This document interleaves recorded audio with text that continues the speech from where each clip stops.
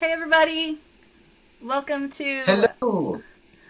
welcome to 12 Days of Actual Plays here on High Shelf Gaming. Tonight I am joined by our GM Andy, our good friend Casey, our other good friend Ethan, and our bestest of friends Matt. That's just how it's working today. I don't know. Whoa, It's all true. pretty good. Here we go. That's pretty good. There you go, man. That's what's up. We're also joined by Heather. So careful. I'm here to hopefully not bomb the stream again. Yay! We are here celebrating the charity, the Trevor Project, where we're raising donations for them. There's a Tiltify link that you guys can go to donate. If you donate $10, you get access to Legend Keeper. Ethan, you want to hit us with a Legend Keeper info? Yeah. So I mean, we're all fans of role playing games here, and that's a lot of stuff to keep track of. You know, some people they even build their own whole worlds, and I mean, maybe it's not just a role playing game. Maybe it's a novel. Maybe it's any sort of work that you're working on. You need to kind of conceptualize all that stuff, and Legend Keeper is the way to do it. You don't need 16 notebooks anymore. You just need Legend Keeper. It's got your map, and you can put pins on it to keep everything spatially good. That map links to a wiki. You can link together so you can see what's connected to things. And then you can put maps in maps. So you can have your country, your state, then your city, then your tavern where your adventure starts, all just nested in each other. That's Legend Keeper. And it's great. It's good. Just use it. Yeah. Just do it. And if you donate $10 through the charity link, you do get a Legend Keeper beta access key, where you can start planning your own games or books or your life. We have people that use it as a Kanban board, which is very interesting. Then let's see. The other giveaways we have for tonight, we're going to be doing 3 giveaways throughout the course of the night for people in chat. And those are for Found Familiar Coffee. Matt, you want to talk about that? I do. Found Familiar is a tabletop role-playing game themed coffee company.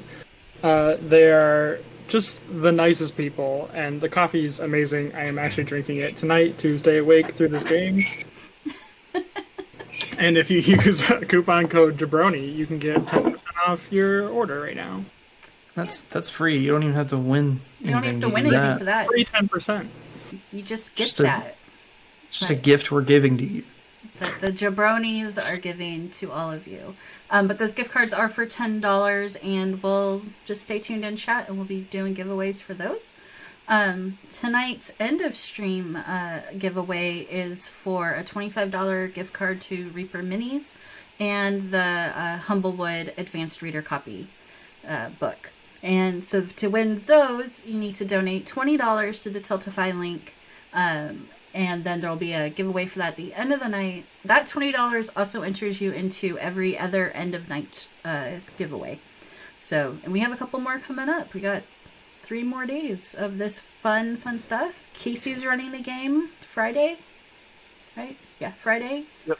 David's running another game Saturday, and Mike is running Blades in the Dark for us tomorrow. The last thing we want to talk about is the Trevor Project. Casey, you want to hit us with some info there? Yeah, the Trevor Project is a place that helps LGBTQ plus people for suicide prevention. I've had people who have attempted and unfortunately succeeded, and this is a really good thing. It helps younger kids, even older people, through the transformation or being persecuted, and it gives them an outlet to be able to speak and get the help that they need. And we all here, HSG, Jabronis, Consave, and everybody else who's involved, picked this charity because it's all very close to our hearts. And like Katrina says, there'll be links in the description, links in the chat, and we would appreciate it if y'all could donate. We're trying to raise some money for these people. That's a well worthwhile cause. So thank you guys, and let's have some fun tonight. Yeah. Thank you, Casey. I think that's it for announcements for now. Andy, we're off to you, sir. Fantastic. Thank you, everybody, for joining along. I think we'll just go ahead and set the scene a little for you now. So, following a rather boring Halloween, unfortunately, the residents of Halloween Town got a little uppity. Let's just say they were stirred up a little bit, and they decided they wanted to celebrate some other holidays as well. What should have been just a nice, peaceful little pseudo-Christmas celebration for the residents of Halloween Town turned into all-out war between Halloween Town and Christmas Town. Naturally, Christmas Town is not prepared for any armed conflict whatsoever. They do not have a standing army, and their cavalry is busy around Christmas time anyways, because they're a bunch of reindeer, and they're playing reindeer games. Anyways, they were very quickly overrun. Unfortunately, that meant Christmas was pretty well doomed unless something could be done. That's where the United Festivities came into play. You all are a collection of holidays, festivals, and celebrations from around the world, and indeed around the universe, who banded together and sent your most highly trained soldiers to help liberate Christmas Town from the evil Halloween forces. Or we'll say misguided Halloween forces, although they did some bad stuff. So, together, you have been sent in as a coalition squad to help liberate Halloween Town. And in fact, we actually joined the scene. We part through the clouds and sail down over a wrecked battlefield. The forces of Halloween Town are putting up a stiff resistance, but the holiday Marines, the nice Marines, have landed. And you can now introduce your characters as you are rapidly skydropped into the middle of the conflict. Let's go ahead and start with Ethan. Okay, yeah, so Calavera, representative of El Dia de los Muertos, drops in a 3-point landing, crushing a small house made for elves. It's demolished, leaving a small crater, and then pulling out, his giant space gun with a chainsaw on it and probably some lasers attached. I'm not that familiar with Warhammer, but that seems to track with everything I know about it. Just lets loose a flurry of, probably a whole clip's worth of, chain gun ammo just into this line of skeletons. There are bone shards everywhere. You are tearing through that line. Honestly, it's a wonder they even thought they could stand up against you.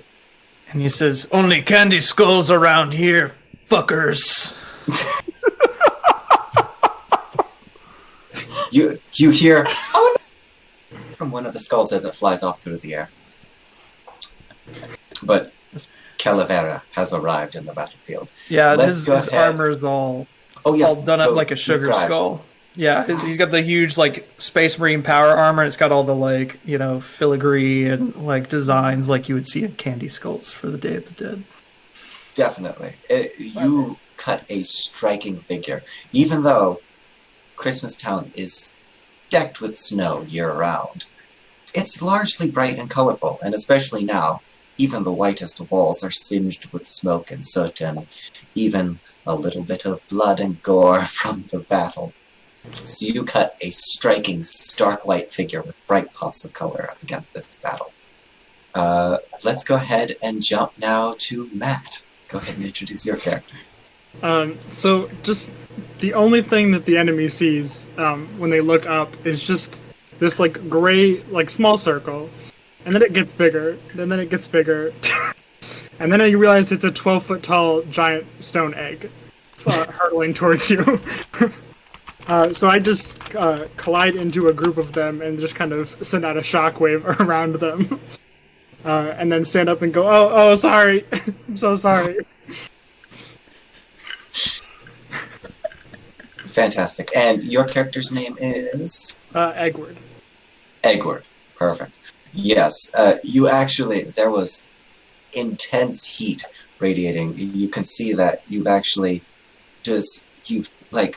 completely fused the candy cane ground underneath you. It's instantly melted and refrozen from the impact of the flames licking off your stone egg as it crashed through the atmosphere. But you certainly look terrifying, to say the least.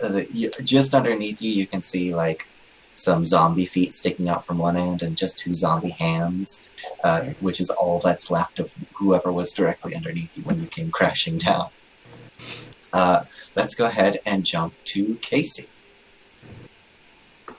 So, I would be looking for the thickest enemies, like wherever the most enemies are, and that's where I'm going to just have my drop pod hit. Definitely. There's a group, think of like World War Z level, but they're all kind of like comical zombies, sort of Plants vs. Zombies looking fellas, but in an absolute mass, just rolling through the town, so you're easily able to aim for them. Nice. So I'm going to drop in the middle of that, then kick open my pod door, and have my lightning claw in my full decked out Terminator armor. Then I'm just going to go to town swiping at them. And as soon as I'm able to get close, take out my bolter, and just lay out a full clip's worth in them. I want to be in the middle of it. Be like, how dare you enter into my city and my holiday and destroy it, and just go to town on it. This heresy will stop today. It's mess and zombie parts going everywhere. You do see a small platoon of Christmas recruits. There's a bunch of elves all carrying guns as big as they are. They're not doing the best, but they all see you, and they all jump up and down and are cheering as you're tearing their way through. They all recognize you immediately. And Dread Warrior. My call sign would be Krampus. And my armor... There's a little bit of that chant going up. Krampus, Krampus, Krampus. And you would see it would be all bone white armor with like maybe candy cane design spikes. And like his horn, he has his helmet with the horns laid back, also in candy cane design. It's terrifying to anyone who's not familiar with it, but even as scary as you are, for the residents of Christmas Town, it's like seeing Captain America show up. It's a little bit like, yeah, now we won. And last but not least, Heather. So Harmony comes down and lands on a car. We're not sure where the car came from or who it belonged to, but that totally just crushes inward. And she is in 98 Corolla. Yeah, she is in this armor that has different colors on it. Like, it was hit with a bunch of splat paint. So it's colorful. It doesn't match at all, but it's still beautiful in its own way. And from her grenade launcher, she launches like 3 or 4 grenades that billow out smoke of different colors into the fray, blinding the people that dare attack Christmas Town. It's you roll in just in such epic regalia, and you just cleave through a whole group. And as you launch the smoke out, your teammates start to use the smoke to their advantage to just emerge out of the mist and start striking through their foes. I think it's fair to say it's a rout. The Halloween troops were already pretty demoralized. They had taken some heavy losses to the coalition. Orbital bombardment has laid waste to Christmas Town, but it helped clear out most of the zombies and witches and warlocks and vampires and snakes and weird little children just trying to grab candy from somebody. And so you're pretty successful, and the forces are just turning tail and running. There's no hope for them. You aren't leaving any quarter. There are certain areas where they're running off down an alleyway and they get trapped in there by Krampus or by Calavera, and they just don't stand a chance. It's just absolute massacre. And within a few short moments of you all arriving, hush falls over the town. There's this level of calm, and you actually do start to hear people singing in the distance. Like, you hear the bell ringing a little bit. And you hear carols starting to pick up around you, and you know that you've succeeded. This is the sound you're used to. This is the sound of liberation. You have succeeded, easily defeated your foes, and you've won. Now we're going to fast forward a little bit there. This is normally the point where the rest of you would sit around, wait for your drop pods to be refueled, so you can then launch back to your ship. And, you're expecting a little bit of guard duty. Guard duty is going on a long time. You're like 12 hours, 16 hours, 20 hours. Like, you really should have been relieved by now. 24 hours. And at about the 25.5-hour mark, you all receive the communications from your commanding officer. And it shows up as like a hologram in front of you all. And he's standing there, he's stern, he's a grizzled man with a buzz cut, in a military uniform, and he says, "Holiday Marines, done good work here. However, I'm afraid the Coalition has more to ask of you. The Federation's diplomatic retinue was en route to help establish a permanent civilian government inside Christmas Town, to help pick up the pieces from the mess left over by the Halloween insurgency. Unfortunately, the night was foggy, too foggy even for them to fly through, and they have been waylaid. I'm afraid I must ask you to do your part and ensure that there is a peaceful resettling of Christmas Town. You must ensure that infrastructure is rebuilt. You must ensure that the local government is established and secured in a peaceful manner. And you must do your part to help the citizens of Christmas Town rebuild. You have 1 week until Santa Claus arrives. Don't mess this up for us, Marines. We're counting on you. And remember, no violence." And with that, the hologram fades out. You would think we're the salamanders or something. No violence? Listen, I can build. I will build great monuments of our victory. I guess we should try. As you're all sort of coming to terms with your new roles as not peacekeepers, but actually diplomatic envoys, a small figure comes up. He's an elf, a young elf, although he has an old air about him. You know the way it is. Elves all look like kids.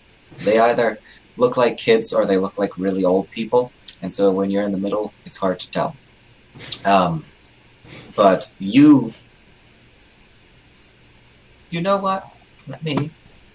Let's go ahead and I'm going to have Krampus roll a gathering information check. We're going to have the first roll of the day.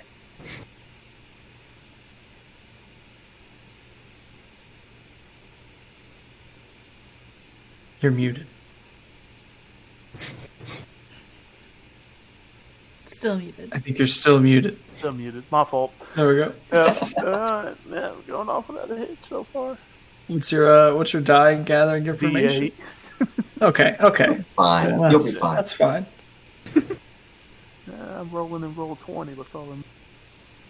How are you rolling in roll 20? This is the one night you don't have to roll in roll 20. Right, I know. We'll see how it goes. I got a 6, so. You got a 6. That's perfect. A 5 or a 6 in this game is a success. I'm thinking now, at some point, I'll let you all know what game system we're playing at the end of the night. So you rolled a 6, which is a success. You do know this elf. This particular elf is a really well-respected medical professional in the community. His name is Hermie. He's been sort of a pillar of Christmas Town's community for many, many, many, many years. He goes way back with with the claws. He goes back with a bunch of the reindeer, especially the chief guy. You know, he's a well-respected fellow.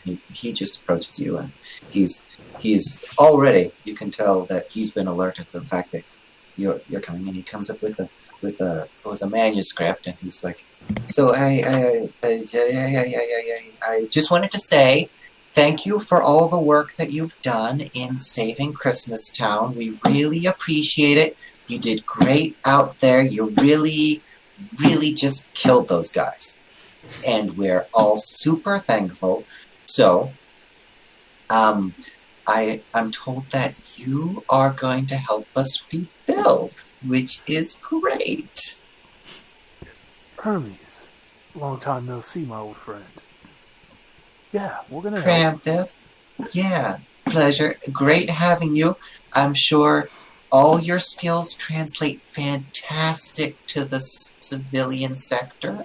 It'll be good. I've built ofrendas the size of Star Destroyers. I can build your little Christmas town. We'll be able to paint it so many different colors, it'll be beautiful. Great. Eggward's just staring at his hands, and his arms are like really small. So his body kind of gets in the way. He's just looking at it like, oh, this is not going to be good. We might not be Gilliman's Blue Space Marines or the Salamanders, but I can trust to you, sir, that these fine Marines here will take care of the town. We'll do our best. We will do Good. our best. That's, you know what? If there's one thing Christmas Town loves, it is a cheery spirit. So I do have a list of things that needs to get done before the end of the week, before Mr. Claus comes back, so that way he gets everything done, and that way Christmas can go on as planned without any trouble, even though we were just recently invaded and taken over, but then you liberated us, yay! Right. So we'll start in the morning. We have a few things to do, so I will let you know those in the morning, and good luck! And with that, he dashes off. Is anyone else He was worried? always an odd little one. I'm a little worried. Why are you worried? This isn't normally what we do. But your confidence is really helping me think that we can do it. We can do this.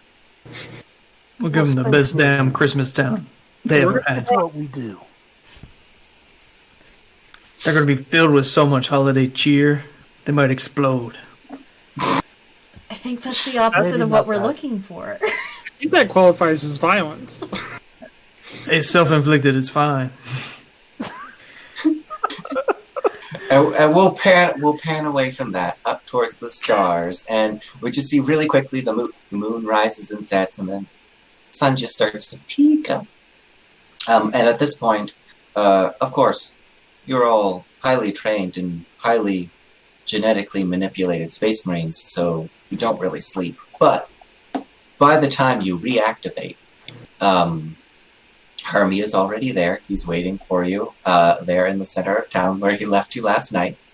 And this time he does have a list. It's a very long list that drags on the snow behind him. Well, snow and soot and body parts. But he strides up to you with a little bit more confidence. Hopefully, a little more confidence today. So, okay. So if we're ready to get started, I do have some things that need to be done. You can do these in any order that you need to, but today we do need to make sure that we are starting to fix things up. So, firstly, we have to help rebuild our kitchens. So there's an entire section of Christmas Town devoted to baking and cooking and feast making, and at the end of the week, we have to be ready for a feast, so that's what we need sooner rather than later. And also, there's a little trouble with the end. As he's saying this, you just hear, and you see just a stampede of reindeer pass down the street behind him. There's a little matter of calming the reindeer back down, because they're a little frazzled. They're their stables took a beating in the battle, so we need to repair the stables and calm down the reindeer, so that way they'll be ready to help at Christmas time. So, ideally, we'd like to accomplish one or both of those today. So I will give you your option. We can either go down towards the feast sector that way, or we can go and deal with the reindeer also that way. Well, I'm good for either. Whatever will help the civilians the most. Maybe the food is probably more necessary than the reindeer getting under control. That would be great. In that case, I will let you go, and you'll just go down that street, and then take a left, and then a right, and then a left. So that's left, right, left. And then you'll find your way there. It's all on fire, so you should be great. Oh, Have fun! The fire thing. And with that, and he's gone.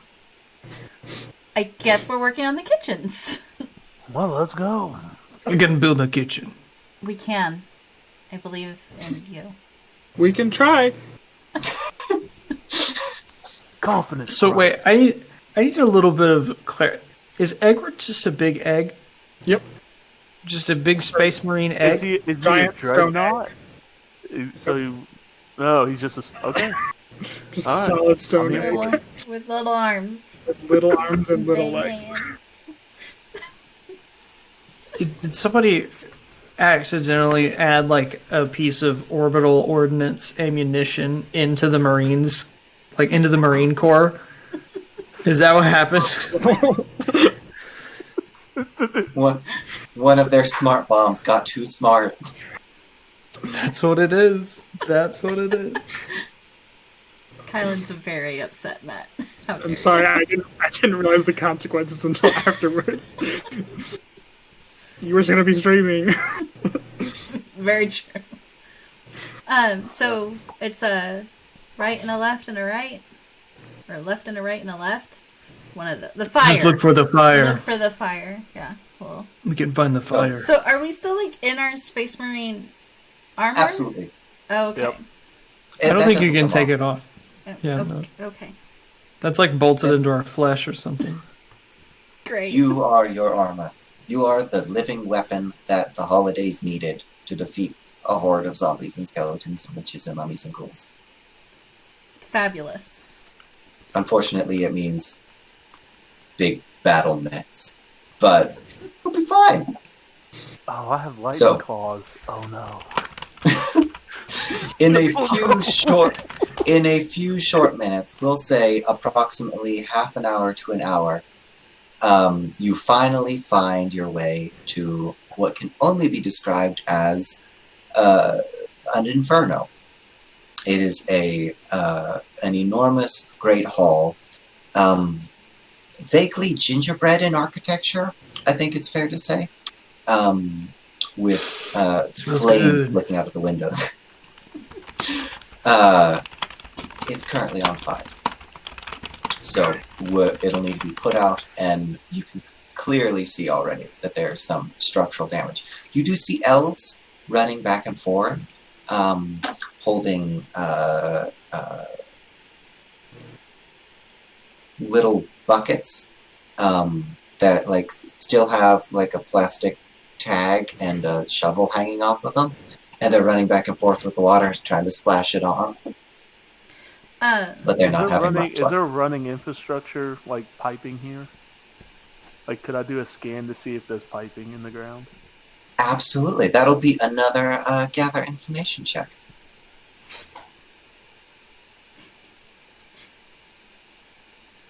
Combat visors on.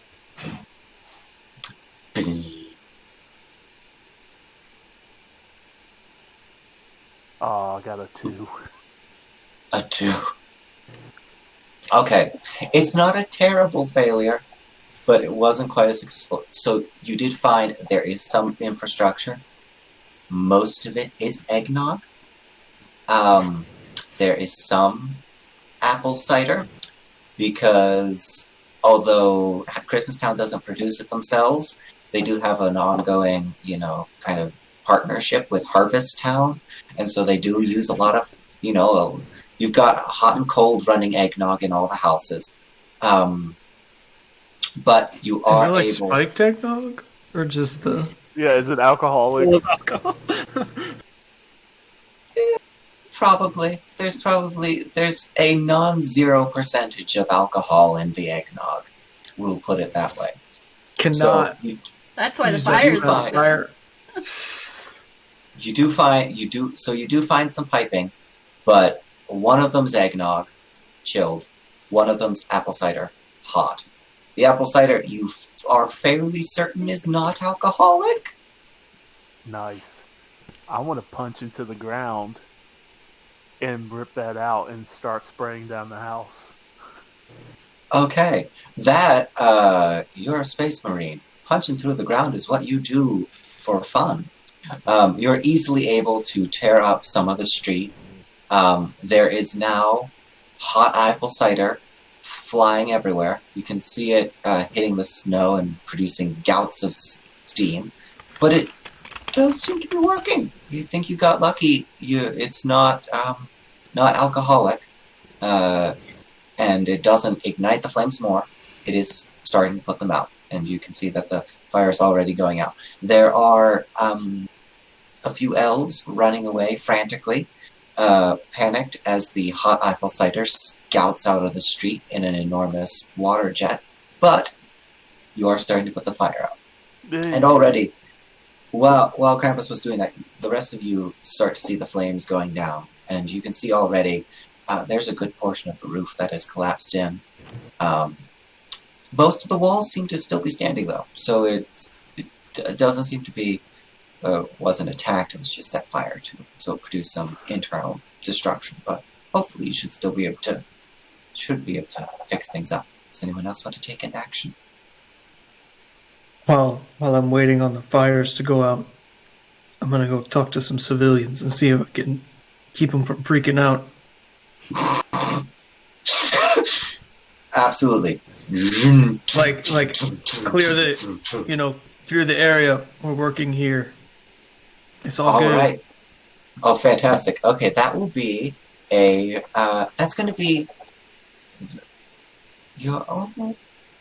I will give you a choice here, because it's going to be two ways you can do this. If you're going to take this sort of serious, hard-nosed approach, this will be protecting civilians.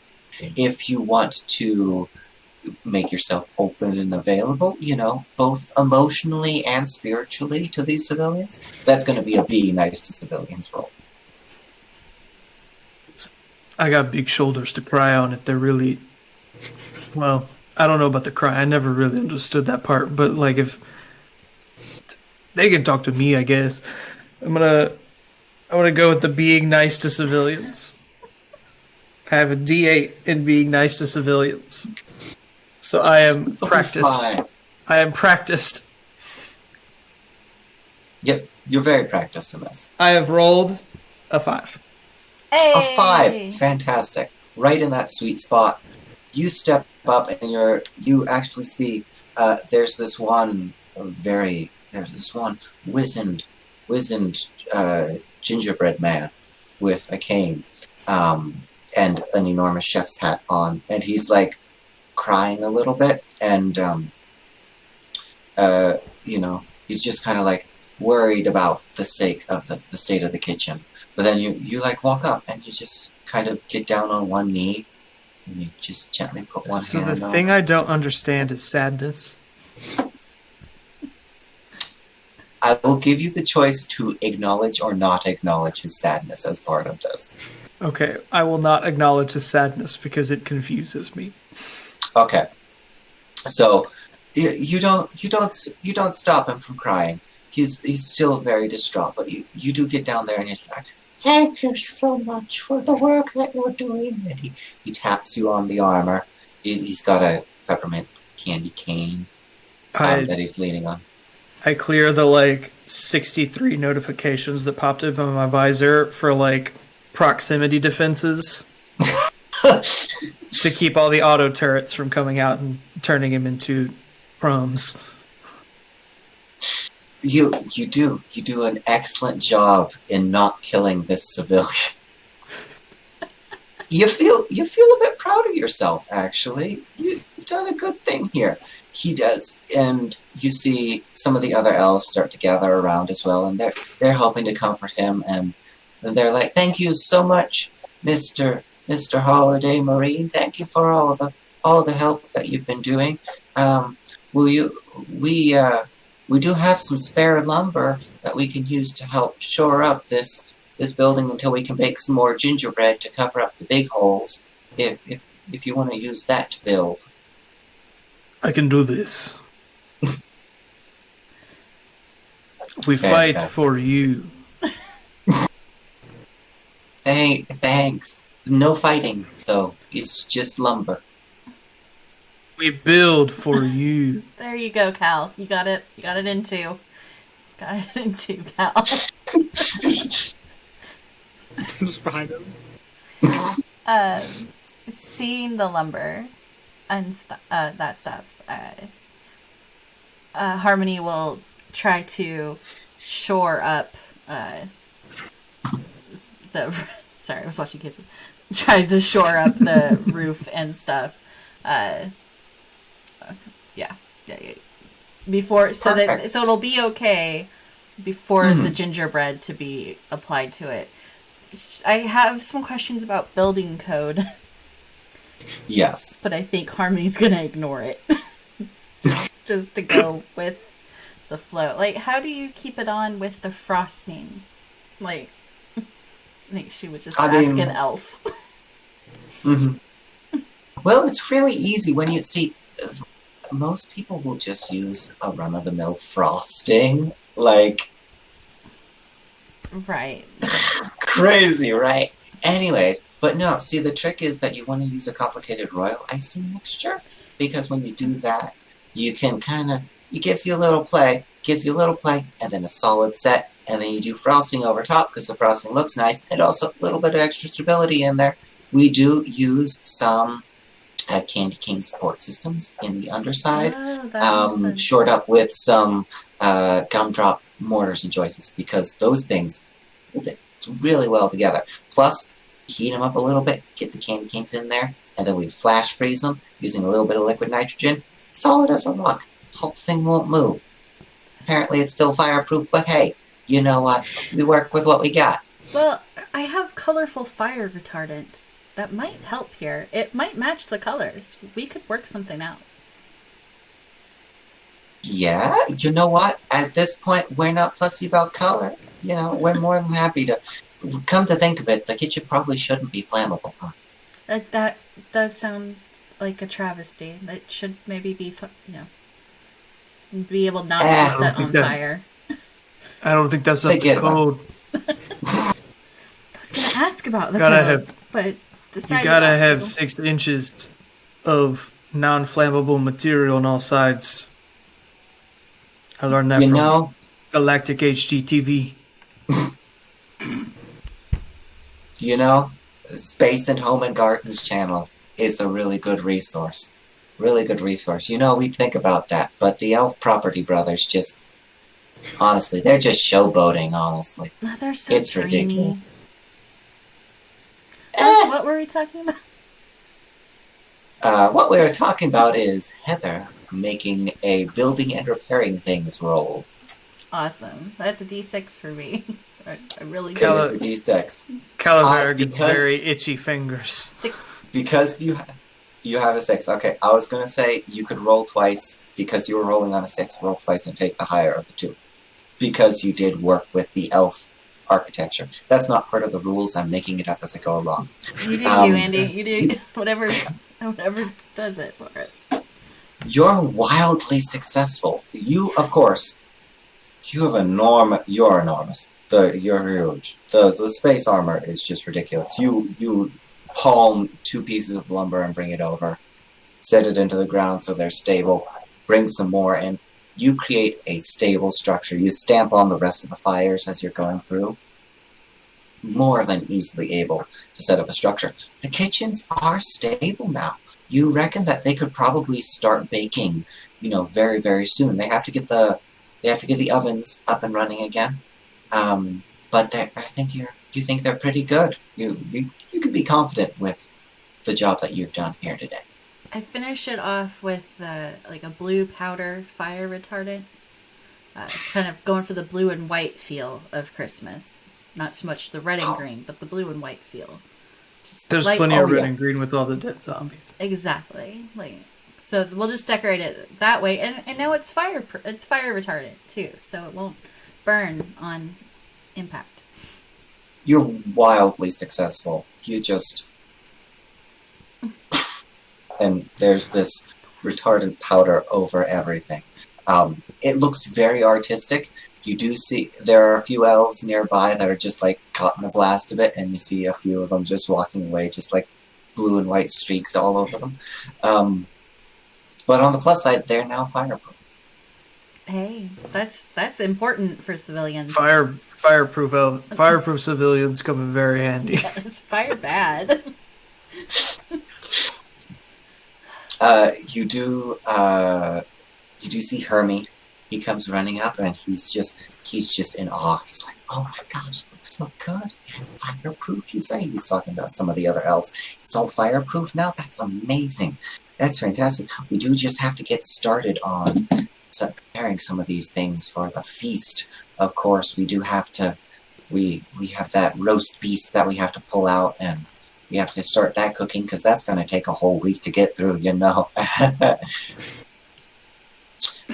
But he goes up to each of you and thanks each of you. Yeah. Sorry, Grandpa. Do you Go ahead. require us to hunt the beast? Do you have the beast?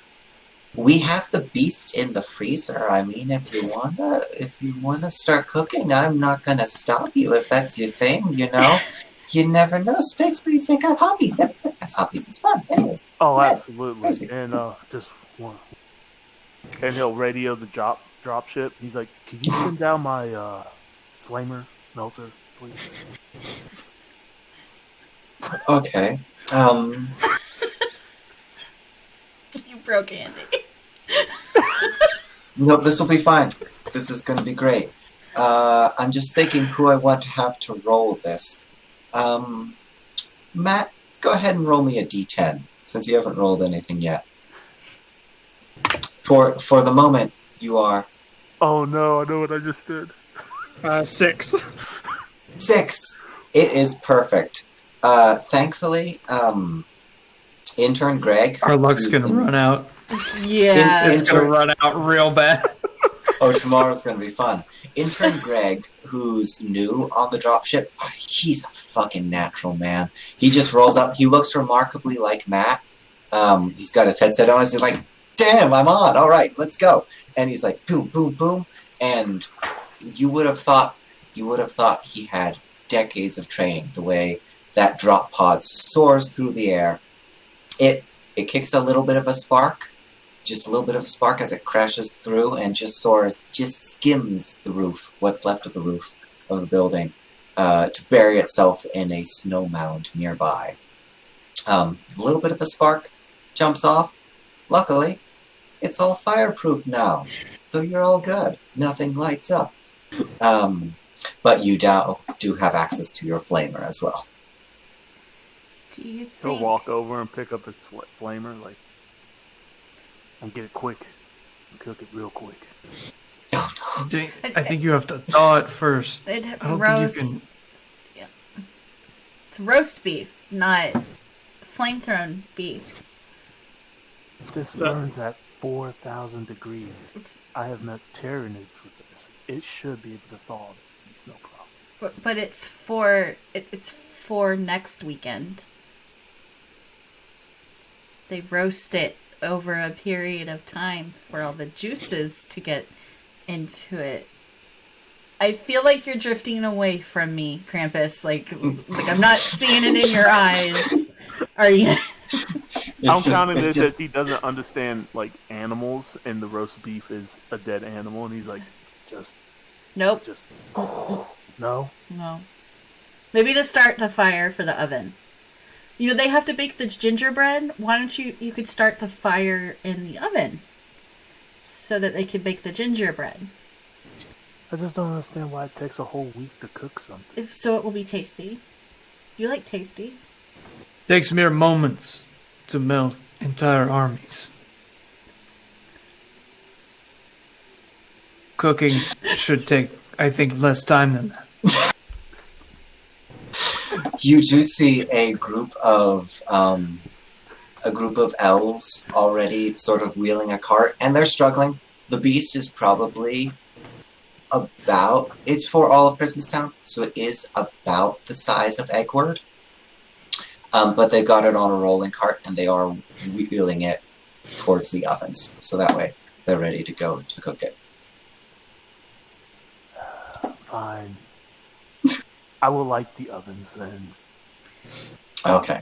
They thank you, because otherwise an elf would have to crawl in there, because the pilot light is broken, so they would have to turn the gas on.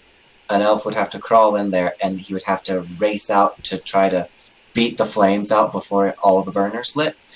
So you do potentially save one elf life. God! The fireproof one can go in. Yeah. He would have been fine. Fireproof elf. He would have been fine. He was mostly flame retardant, so I mean theoretically he wouldn't have caught fire. But you succeed, you light it, the oven's roasting, everything's beautiful.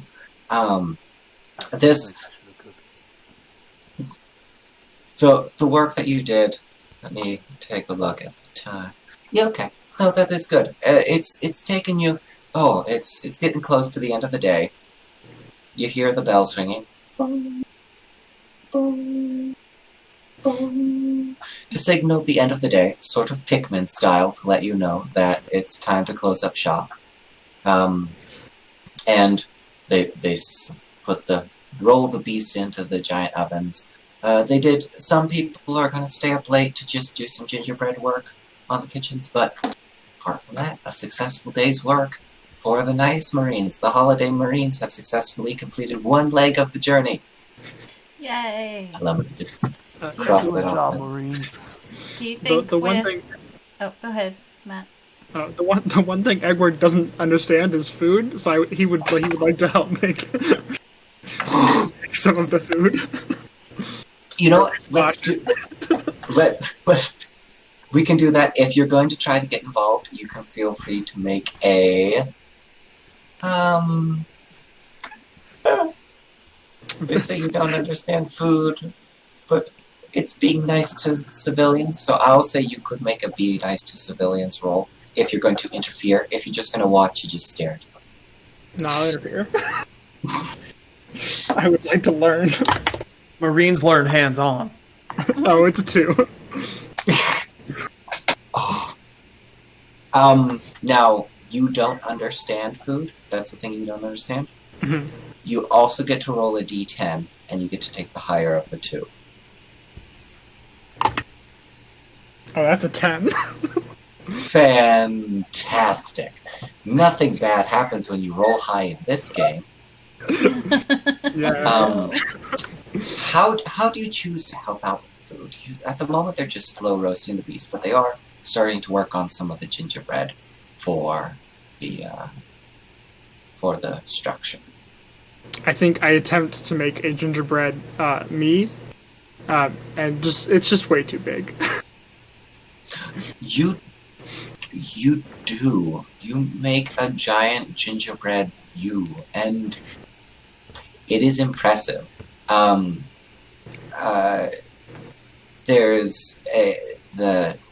use up all the gingerbread dough they had prepared.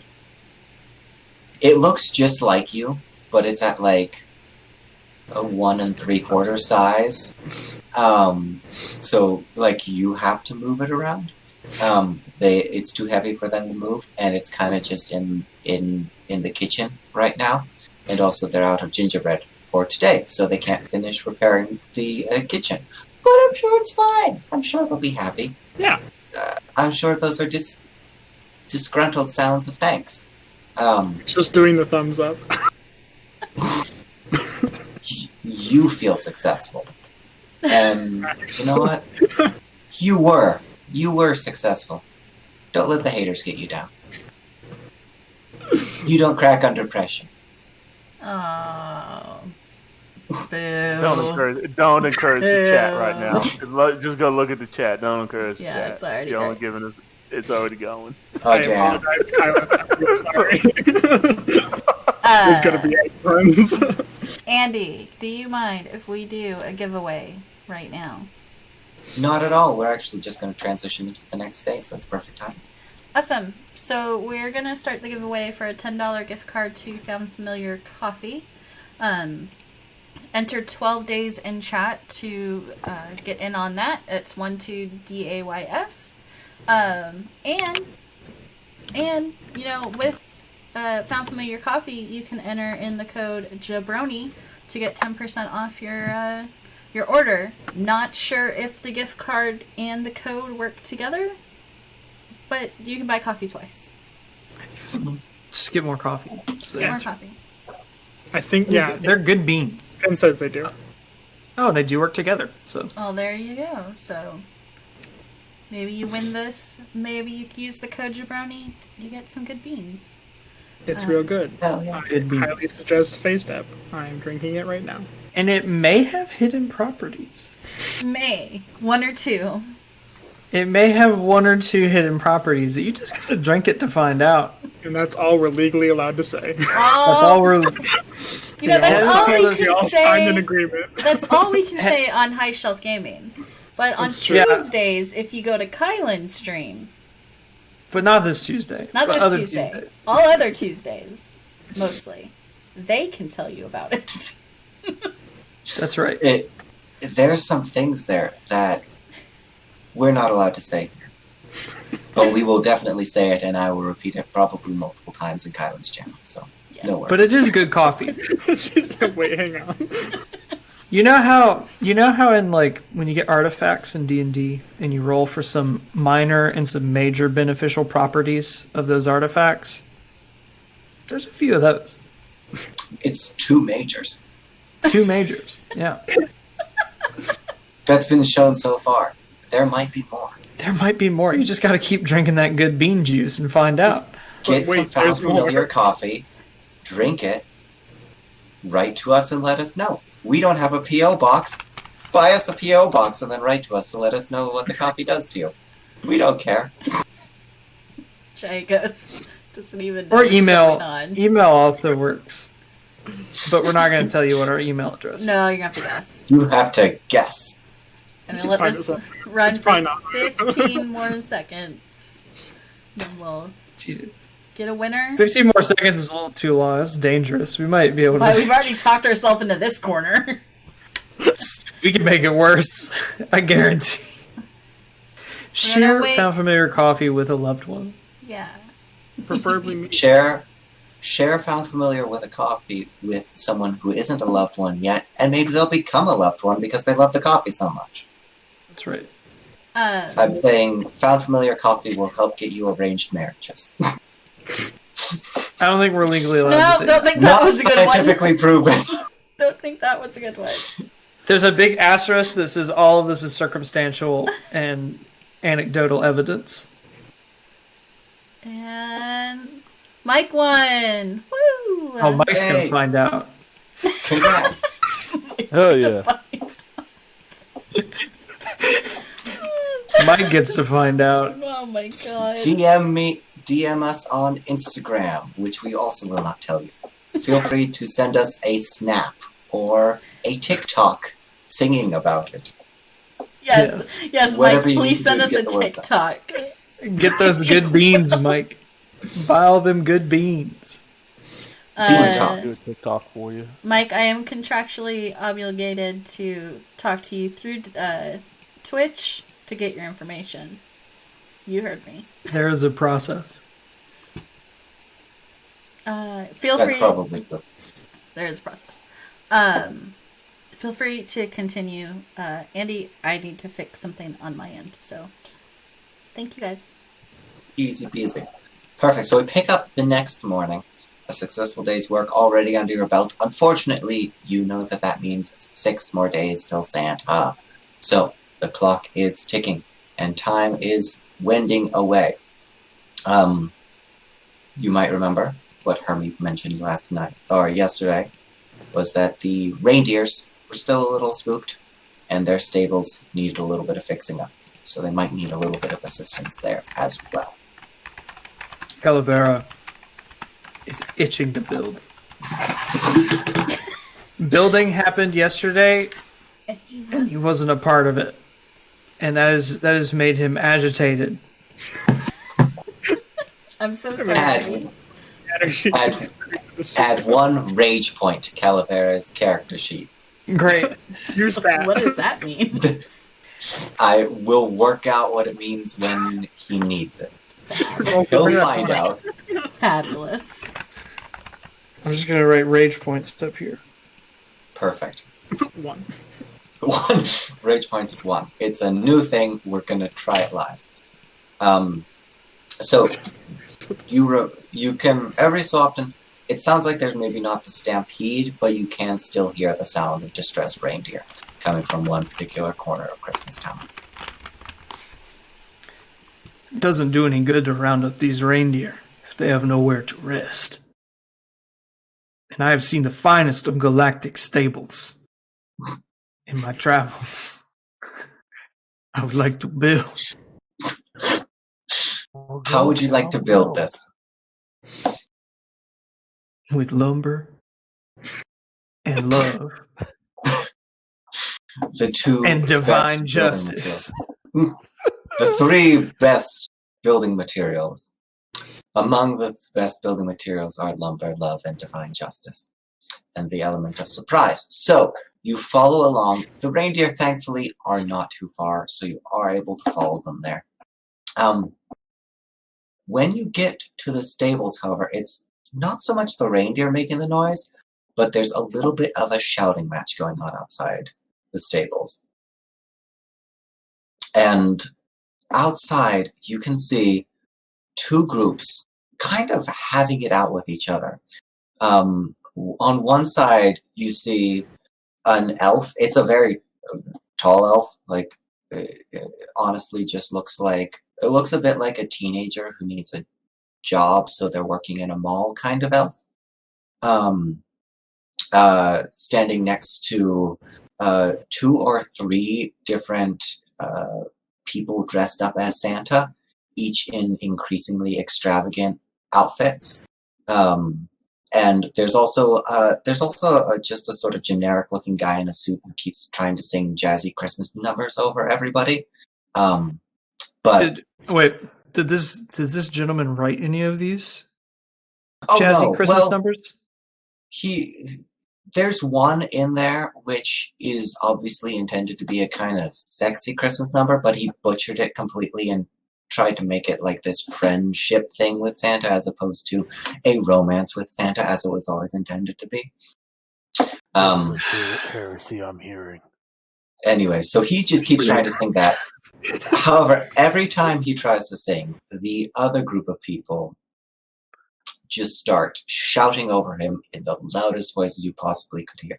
There's a few small kind of hunched gnomish figures carrying wooden shoes stuffed full of candy, and they're sort of gesturing and shouting and throwing the candy at the other ones. There's this enormous man. Honestly, if you didn't know better, you would think he was a holiday marine himself. It's just huge, covered in furs with an enormous helmet, only one eye, just like this gnarled spiked metal ball in place of one hand, and he's just holding this little tiny log with sprigs of holly on it, but he's just furiously shouting at the other people over them. His voice carries. Like, honestly, you wouldn't be surprised if he and Krampus were related. And there's just this screaming match going back and forth between them. You do see like these sort of wispy, sort of wintry phase spirits nearby who are just flipping off the other side and just screaming their heads off. It's like the sound of winter winds whipping along a canyon. And you do, as you get closer, you start to make out the words. Like, no, you're doing it wrong! Shut the fuck up! Traditional! Stop that! A few snowballs are flying. No blows yet, but one of the gnomes with the shoes and one of the Santas are just in each other's faces, and there's spittle flying, and it looks like it's about to break out into violence. Eggward, Yeah. handle tiny people while I build them a monument to our success.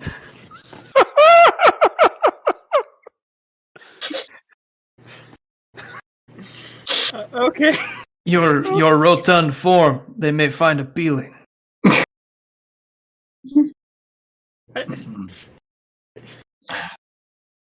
Okay. I'm not trying to take that comment. Yeah, I guess I'll walk. Okay. The There power is- I wielded in that moment. It was mesmerizing. You have a certain presence that you carry with you everywhere. Egbert, you approach. The two groups start to, they don't quiet down, but they like notice you coming, and they're like, oh good, somebody else here to get involved. The gnome and the Santa are now like pointing in each other's faces, and there's just vicious words going back and forth. Many words that we're not allowed to say on Twitch. Flying back and forth between the two of them. But you do see one of the Santas, admittedly, the least insanely dressed Santa, and the enormous Nordic fellow both approach you, and they're like, "But the Norseman must be." He's like, "Thank goodness you are here.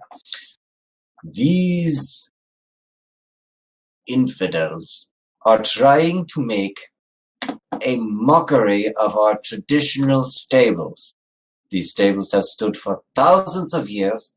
Back when this was Yule, and I don't want to see them messed up just because they are on fire." I should point out, they are slightly on fire. Most of it has gone out. They're still slightly on fire. There's like one comical flame on part of the roof that an elf keeps trying to put out. Why is everything on fire? It's Who been on fire used since fire yesterday. This is 40K. Everything's on fire. It always stays on fire. The Santa, who you know for a fact is not the real Santa. It's a fake beard. It's a fake bowl full of jelly. But he walks up and he's like, "Ho, ho, ho. These fuddy-duddy little fucks want to make everything boring instead of Christmassy. Frankly, I'm bored by it. We need to update with the times. Ho, ho, ho. Can I interest you in a non-branded soda?"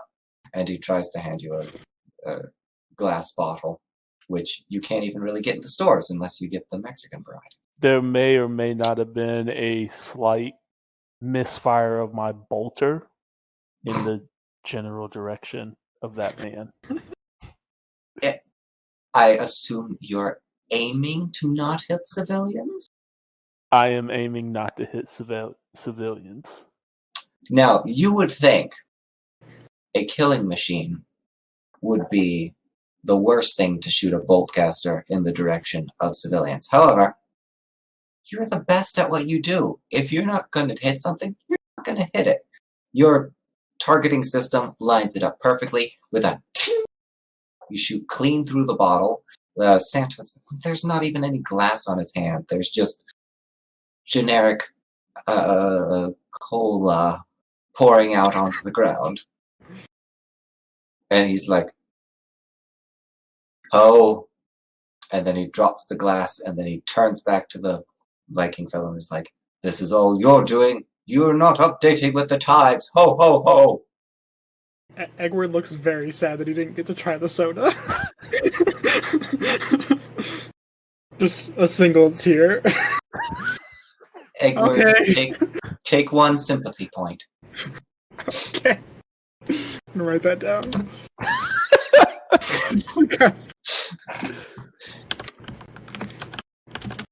Well, what are you going to do about this fellow? He keeps messing up our traditional stables. What if you each build half of the stables? There's probably about, what's an uncomfortable amount of time? 3 minutes of silence, during which I would like you to roll Hey, we're a... just... Yeah. I'd Does this like you work to for roll... you? Is this good for you? I'd like you to roll a being nice to civilians check. This is diplomacy. 4. 4. Okay. They glare at each other, and then the big fellow with the little tiny Yule logs. I must confer with my colleagues, and then he turns around and walks back. And then the other Santa is like, ho ho ho! We shall see about this, and then he puts his finger aside his nose, and then he just slowly backs up while maintaining eye contact. I don't break eye contact. Just... Okay. Within a few moments, they both return. They're like, we will make this deal, but we're not going to be happy about it. They don't shake hands on it. They just both turn and walk away. So, you think you were successful? Nothing bad should happen now, because you pretty much did it. I turn back to the group and just thumbs up. We did it. A job well done. Speaking of which, Calavera, you may now roll your building and repairing things check. I know that nobody in chat knows exactly what this means. I'm divinely ordained to build and repair things. Uh-oh. Here's a reroll 20.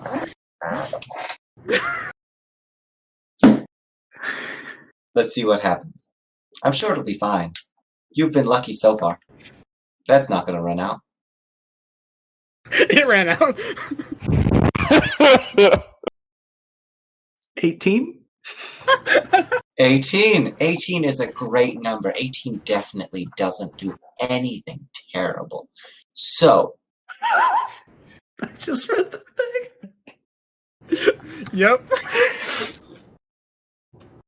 Okay. It's not good. It's fine. Honestly, It's not good. you are a machine. You know how to build shit. And you know how to build shit good. You know how to build shit fast. It doesn't take long for you to just march through in your single-minded determination. I want you to describe what the stables are looking like as you build them.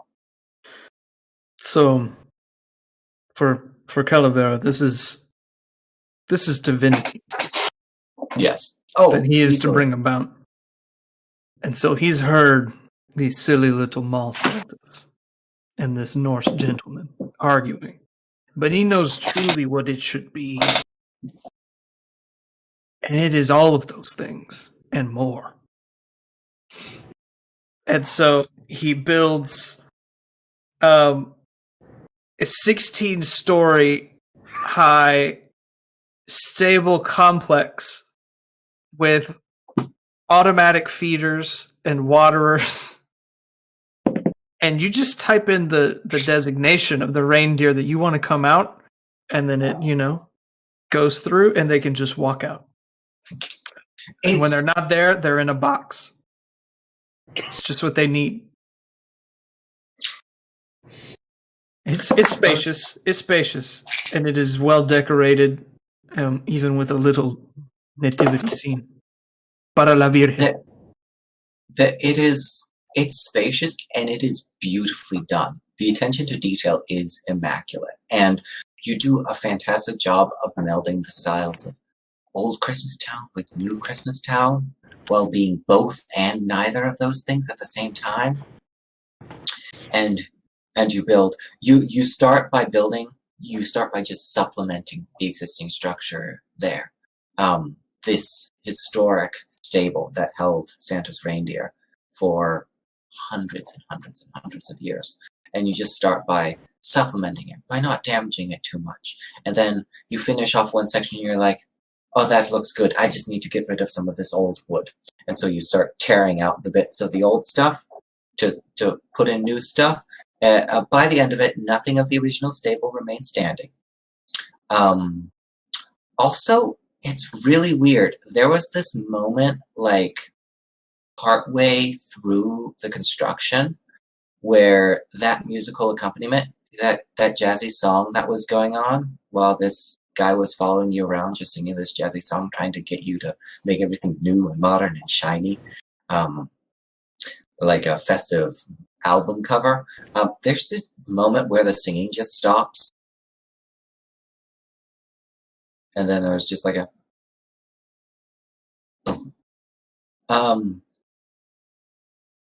anyways, it was more able for you to be focused on finishing up there on the 16th story.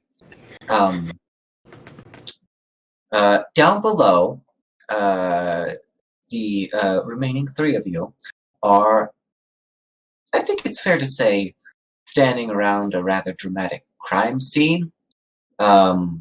This Canadian crooner, who so bothered one half of Christmastown, is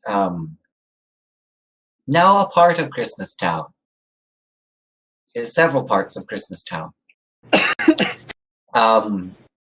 And things are getting tense. It's needless to say. One of the Santas has pulled out a shiv that's just a candy cane that's been sharpened to a point. The big Nordic man, since Krampus is here, Krampus would recognize him. It actually is Krampus's brother. It's Wotan. Wotan, my brother. The Yule Meister. And he's like, Krampus, my brother. And they do the kind of like a combination of the Arnold Schwarzenegger arm with the hug, and there's like a thundercrack nearby, and it actually sends a few nearby elves flying. But he's currently, you can see he's the part where he doesn't have a hand, he just has a spiked ball. He pulls a pin out of the wrist, and the spiked ball just dangles out on a chain. And it's about to come to blows down there. Whatever peace there was, the new Christmas folk are screaming. They're saying that this was an assassination, that Michael Bubbles was just a good guy. You didn't have to do that to him. But unless you act, there's going to be bloodshed. Okay, so I need to roll. What do I need to roll here? You can. There are a few options. If you're going to try to make peace, you can be nice to civilians. If you're just going to try to stop bloodshed, which is a viable option, that'll be protecting civilians. That's going to be approaching it in a slightly different way. While he's doing one thing, can I do something that also help? Yeah, absolutely. The two of you working together will help.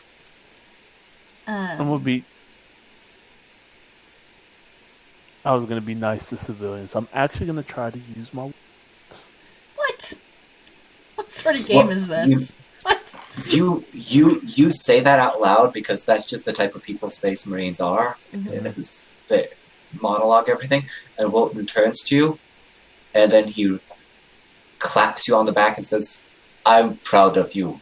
Good job. He claps you on the back with the spiky ball, but you don't notice because it just kind of clanks against your armor.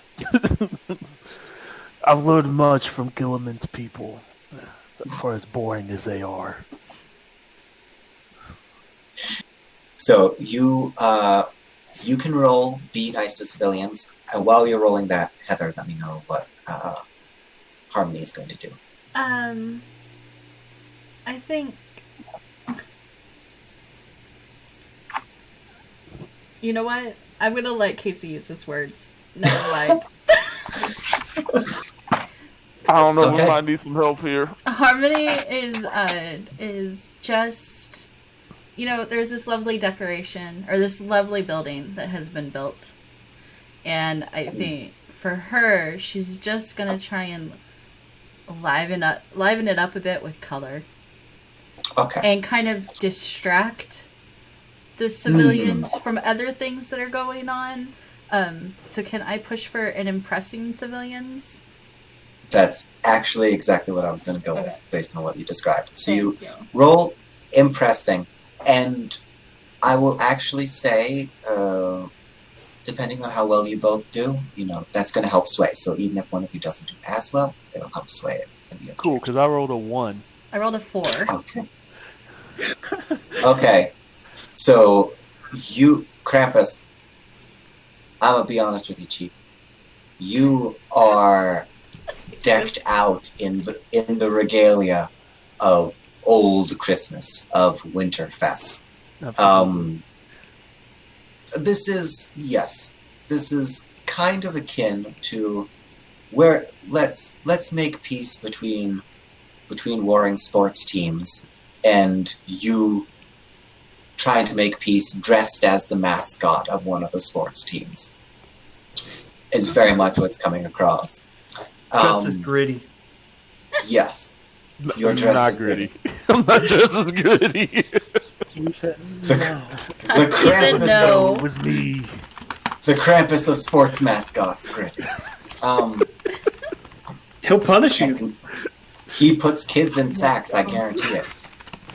Not scientifically proven. So, against the backdrop of colorful dyes and powders that's pouring down around you, Krampus, you stomp up, and you're like, everybody, stop fighting! But when you say it, I'll be honest, people don't exactly hear your words. So to the people on the old Christmas side, they're like, haha, yeah, he's gonna fuck him up. And to the people on the new Christmas side, it's just like, rah! So it's not coming across too well. It's slightly lessened by the fact that there's color powder raining down everywhere.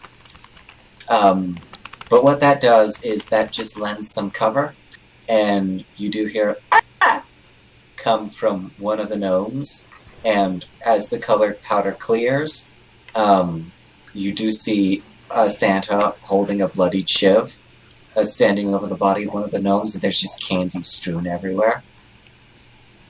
Well, now but- I gotta open fire, right? Like, that's my people.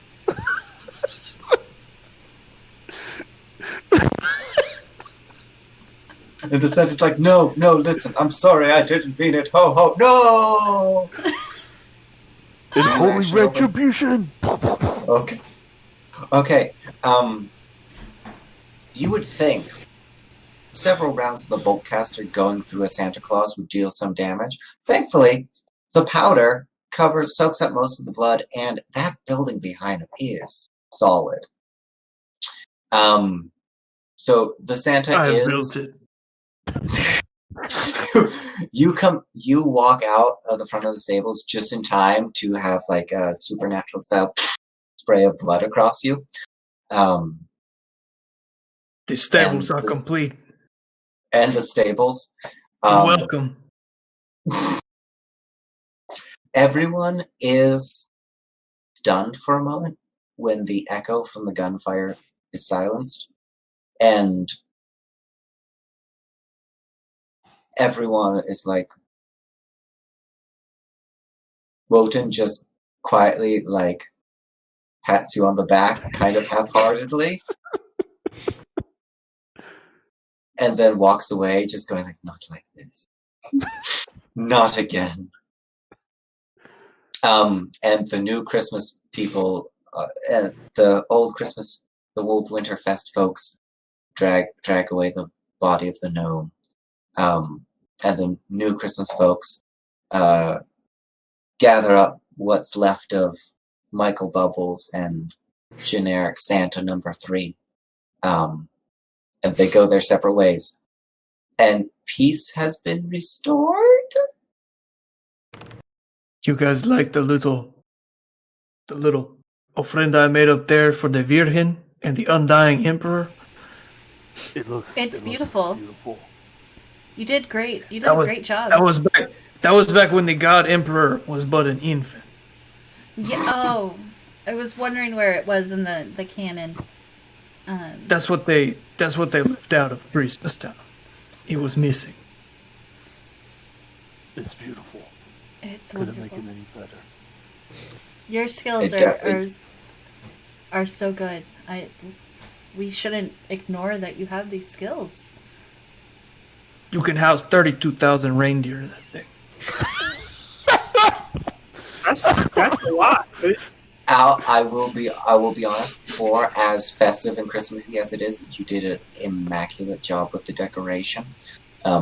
It is an absolutely fuck off, enormous, brutalist monstrosity Yes. that makes all the Warhammer miniatures in the world look aesthetically pleasing. But it's got a nice little nativity scene out front. It does. Except the baby Jesus looks very angry. Everybody looks distinctly angry in that. Like, even the sheep.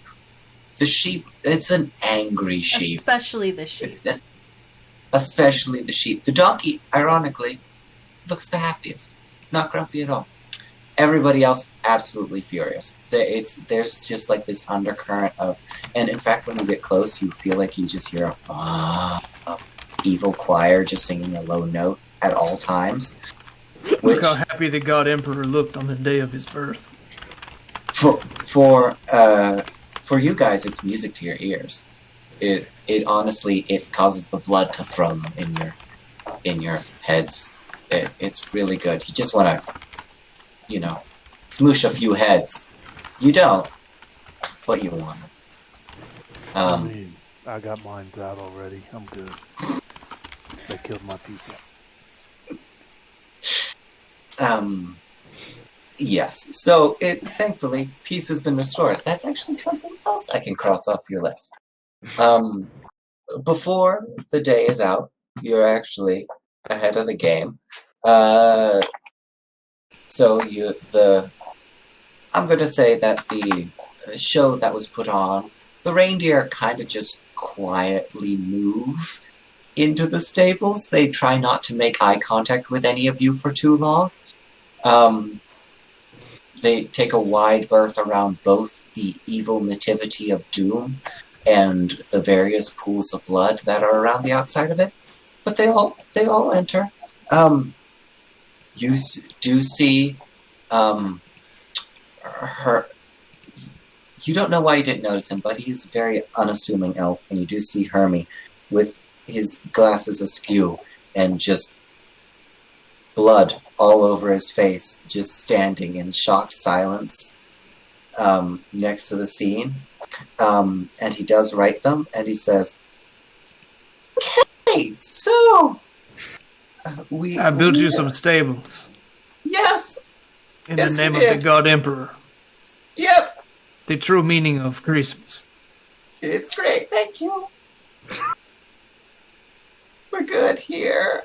I'm gonna go take care of some things. I'm gonna go call my therapist real quick, and we will meet back here in the morning to get started on the next thing." Fabulous. We can't wait to help more. Eggward's rolling around on the ground to get a fresh coat of red on his painting on his egg.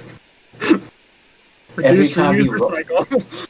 every time you roll by, it causes a little bit more to spurt up, and Herman just every time, and he just shakily walks away into the distance. We did good today. We did. I think we really got it. Did exactly what they asked. We got peace. You built a magnificent stable honoring the God Emperor. We even decorated it with some awesome smokescreen paint.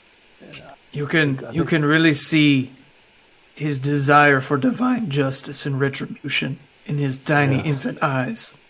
You did a great job, really It's the most important catching part. that. Yes. So, This is art. I saw that, and when I saw my brother been stabbed, I had to right the wrong. And you did that. That's good. That's good. I feel good about today. you did. We should rest, brothers. We should rest for the next challenge ahead of us.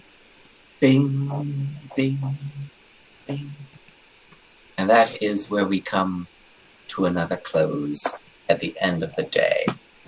Well, how are we doing on time? Oh, kicking ass with time. Times let's- at where's Father Time? We got a score to settle. That Zeech No, please. agent. So we can pick up the next morning. Hermie is freshly showered. He is nice and clean. He has a new pair of glasses on. He is looking only moderately traumatized from the effects of yesterday, but he is raring to go for the next activity. So, thank you for all the work you've done. Do you know, the next thing on my list, it's really not that big a deal. If you guys don't want to do it, no. In fact, I don't even know why I mentioned it. I probably should. It'll be totally fine. What is it? Okay. So, around this time of year, we always hold a little, the Christmas Town Library and the Christmas Town librarians like to hold a little activity for all the Christmas Town children, and we do a little bit of arts and crafts. So, we unfortunately lost a few librarians during the fight. They died taking down a platoon of soldiers. It was really kind of scary to watch, but they died valiantly, and we're all sad about that, but they did great. Anyways, try not to concentrate on the bad stuff, only on the positive. Positivity is the deal. If it doesn't bring you joy, no. So yeah, we do need some volunteers to help the children make some crafts. Oh, I can do that. That is a job that we all can do. We can do that. I can't. I just made a 16-story art and craft. I think I can handle it. We can help. We'll help the children. We'll be great with children. We're great with children. I'll teach him how to fire my bolter, just like my So- father did. They're so tiny that if you step on them, they just kind of fit between the treads.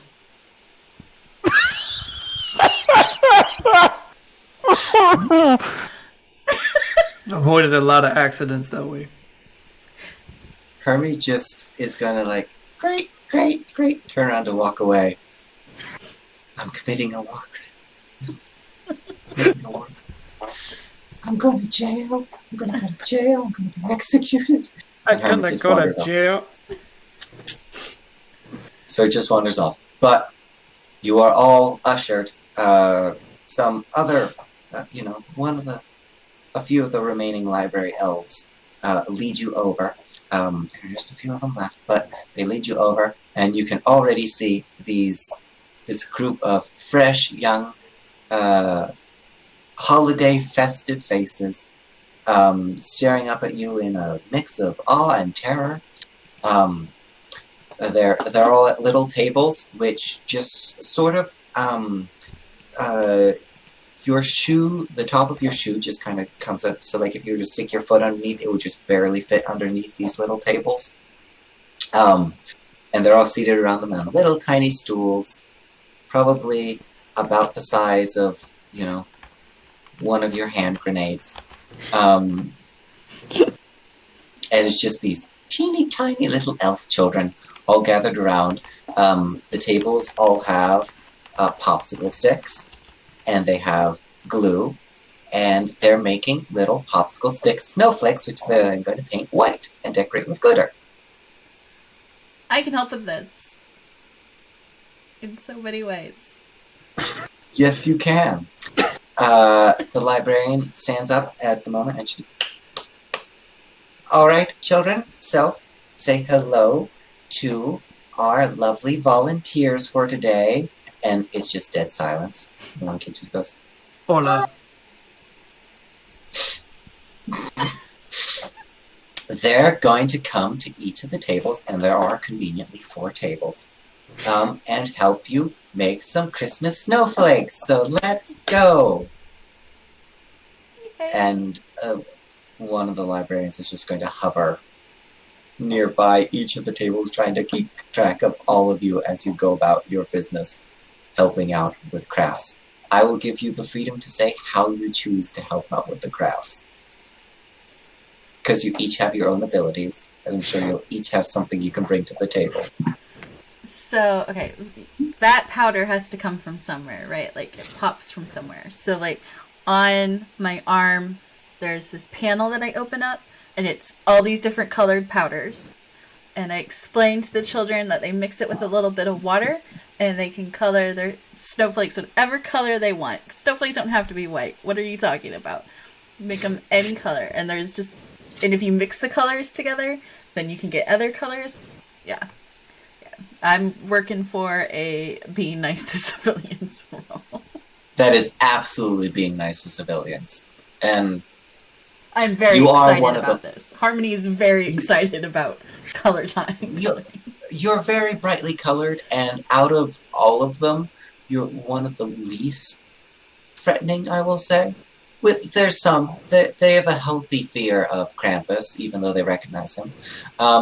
They would be very interested in Eggward, because he does look round and friendly, and he has a big happy face. He's also covered in blood, but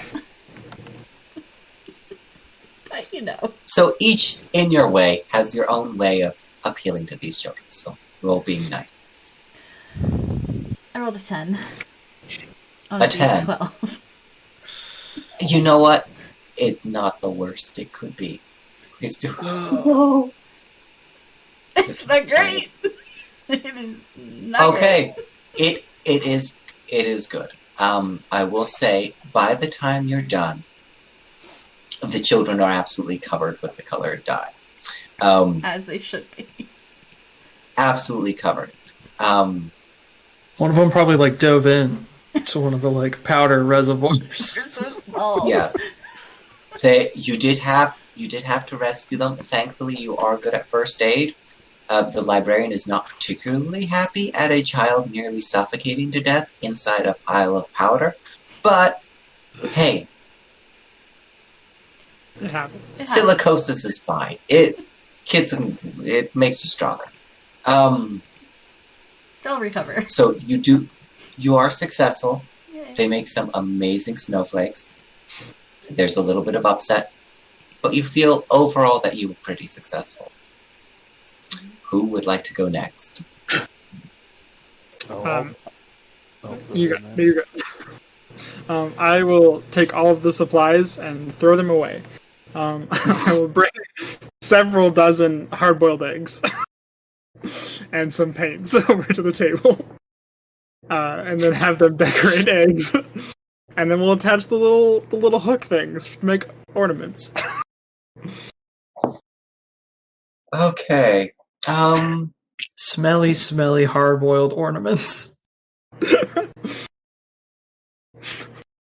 I am going to say this will probably be a being nice to civilians approach. 3. 3. Okay. Well, by the end of it, there's egg everywhere. Turns out it's really hard to attach a metal hook to a hard-boiled egg. Who would have thought? And, like, there were several moments where it was just you trying to attach them, and then you realize that you can't reach. So it's a lot of kids just trying to trying to either assist you or attach them themselves, and it just ends up with egg everywhere. You get one. There's one egg ornament which is completed. just this one elf. He's a really good kid. He's able to get it working together. They managed, between all of you, you managed to make one. It's not great. It's not perfect. The hook is off center, so the egg just sort of dangles awkwardly. And it's definitely going to need to be pinched close if you want to hang it on a tree. But you made an ornament, potentially. I feel proud of myself. Again, the librarian is upset, but they're also a little distracted. Next up in arts and crafts. Okay, so Krampus would sit down cross-legged at the table because he can't fit under the table, and they'd be like, "All right, little whelps, listen up. We're gonna make this a competition. Those who can come close to beating me in making these snowflakes will be able to join the wonderful Space Marines as a near fight." And I want to do this as an impress civilians to Yes, try to you get do. them. Yes, you do want to do that as an impress civilians. To give them What is your die for oppressing civilian? 12. A D12. Right? Yeah, we'll see how this goes. Oh, I got a 6. Hey, that is Yes. perfect. Who knew that the one thing these kids needed was inspiration, that they could, if they did well enough, go out and kill a bitch? You know what? They love it. They're at that weird age where it's like, hey, I want to cause damage. And it works. It inspires them. Your presence there, your familiarity, it's not weird to them. They recognize you. Many of them know your brother quite well, and they are inspired. And in fact, by the end of it, it's a little regimented table of little maybe one-day holiday Marines, making perfectly structured snowflakes, everything precise as can be. You churn out probably 2 tables worth of snowflakes from your one table. You sent out raiding parties to pick up supplies from the other tables and bring them back. By the end, it's hard for you to pick a favorite. You'll be honest. There are probably 4 or 5 different ones there, all very promising. They have that good combination of rule following and also leadership skills that really makes good team. You can see a little cadre of Space Marines forming around the table as you speak. You can't help but feel like your cold warrior's heart warms slightly at the sight. You know, Yes. It'd be like these kids, all of you. the kids are all right. All of you will make fine Space Marines. I will see for it. My brother will send an envoy to each of your parents' homes. You will eat well tonight, children. Eat well tonight. That's a very good success. Calavera? Okay. So Calavera sees these children and sees that they are young and impressionable and they don't yet know the ways of the world. And so Calavera's going to protect them from future sadness by bringing the wisdom from Dia de los Muertos town about how death works. And on the snowflakes, he wants them to, in glitter, spell out names of their loved ones. But I would like to protect civilians from being sad about death ever again. Okay, I will allow it. Nope, I'm down with it. I have a D6. Okay, no, that's good. That's good. So I'm not going to hurt any kids. You're not gonna hurt kids. I got a 4. A 4. You know, I would be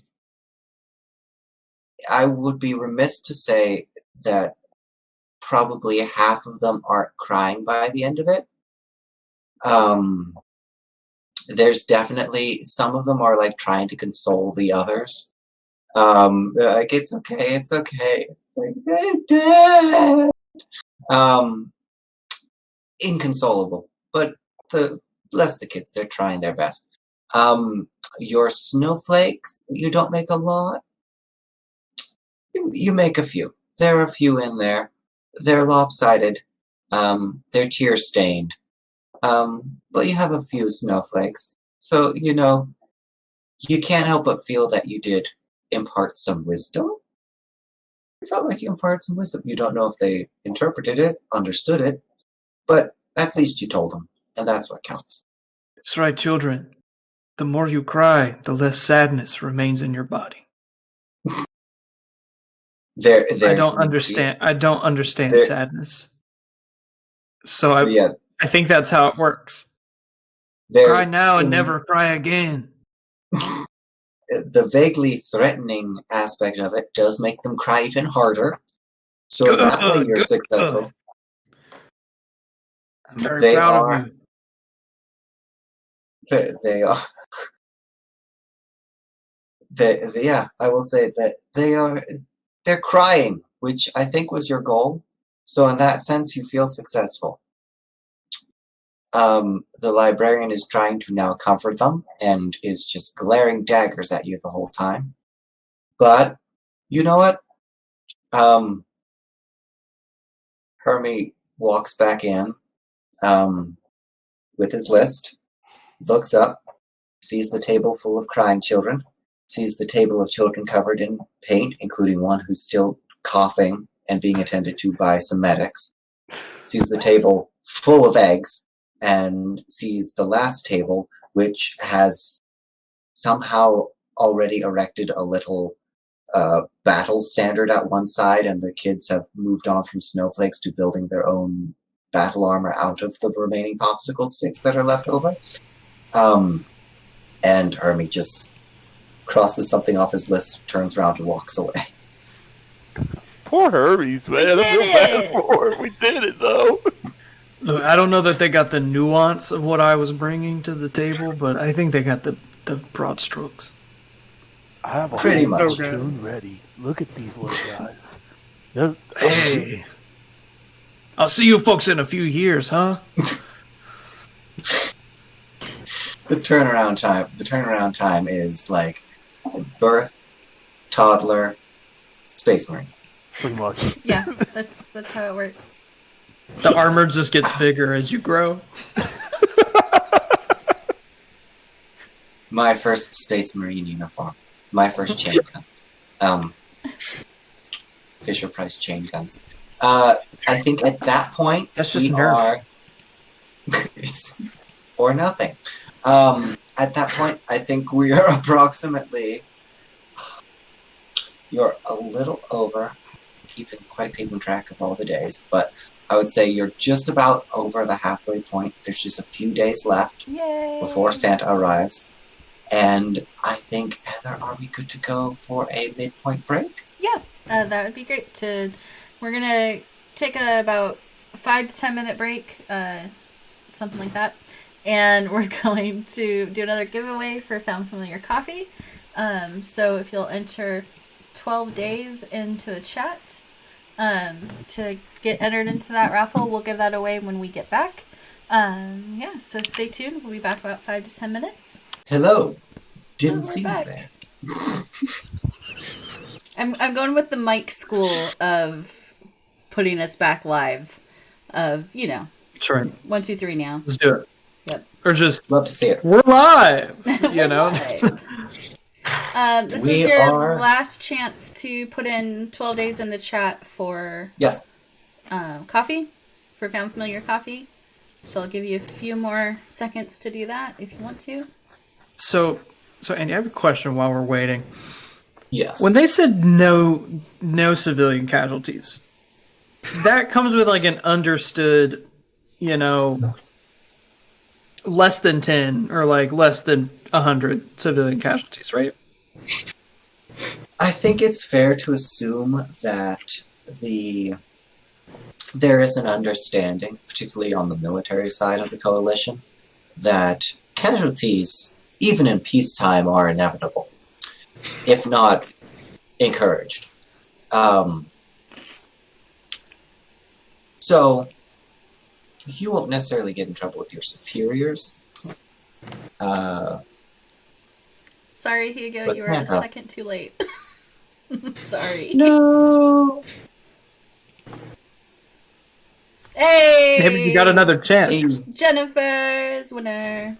Frizzy Gizmo. congrats. Yeah, we'll Yes, get there will that be- information to you, or I'll get information from you shortly. And there will be one more giveaway for Found Familiar Coffee tonight, and then our big giveaway at the end. So, Andy, back to you. Yes. So the real issue here is not what are your bosses going to say, because you know full well they are fully in support of all the work that you're doing. Keep up the good work. Santa Claus, however, at the end, is anticipating to return from mopping up the mess of the Halloween incursion, and expecting to come back to a town that has been cleansed and repaired and restructured and back in tip-top shape by the end of it. I mean, his stables are looking fantastic, so. His stables are perfect, so I mean, he's not going to have anything to complain about as far as you guys know. And if he doesn't think they're You're perfect, perfect. that's heresy. Oh, good. Oh, good. I'm sure that'll go nowhere. Catastrophic collateral. Okay, perfect. Santa. So, it is a new day, a new bright sunny day. No casualties yesterday, which is a win.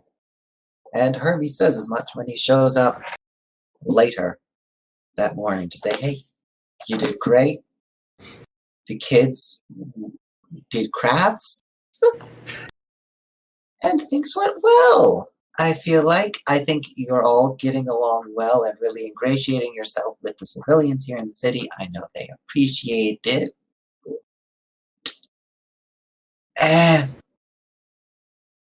Anyways, so our next activity, we do need to do a little more construction, and we also have some planning that needs to get done because we are just 3 days out from Santa. 1, 2, 3. He's coming at the end of the third day. And that third day has a special event because in addition to being crap, it's also the annual cooperation between the Winter Sports Fest non-branded sporting activity that happens every 4 years committee and Christmas Town. Unfortunately, the embassy took a little bit of a knock, so we'll need help rebuilding that, and then we also have to work with them to help organize the big parade that comes at the end of the week. Just in time for Santa. Yay! Eggward! I'm seeing... Eggward, you and I! We can make our dreams come true! I'm seeing so many excited faces. That's so great. I'm sure nothing could go wrong with these parades. Anyway. That's divine calling, Hermie.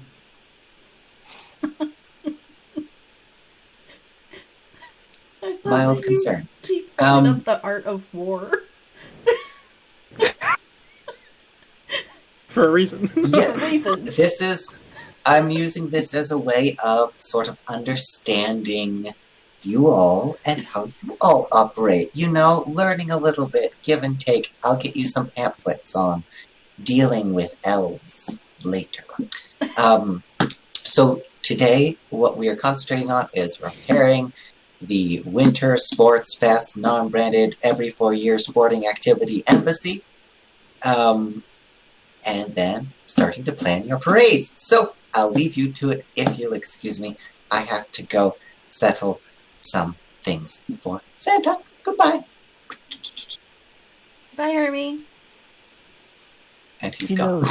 The prop He work. knows that The prop work that's is excellent, Andy. Thank you. Hermes does know, like, that was investigated by the Inquisition for corruption, right? What that was? the embassy of the non-sporting brands.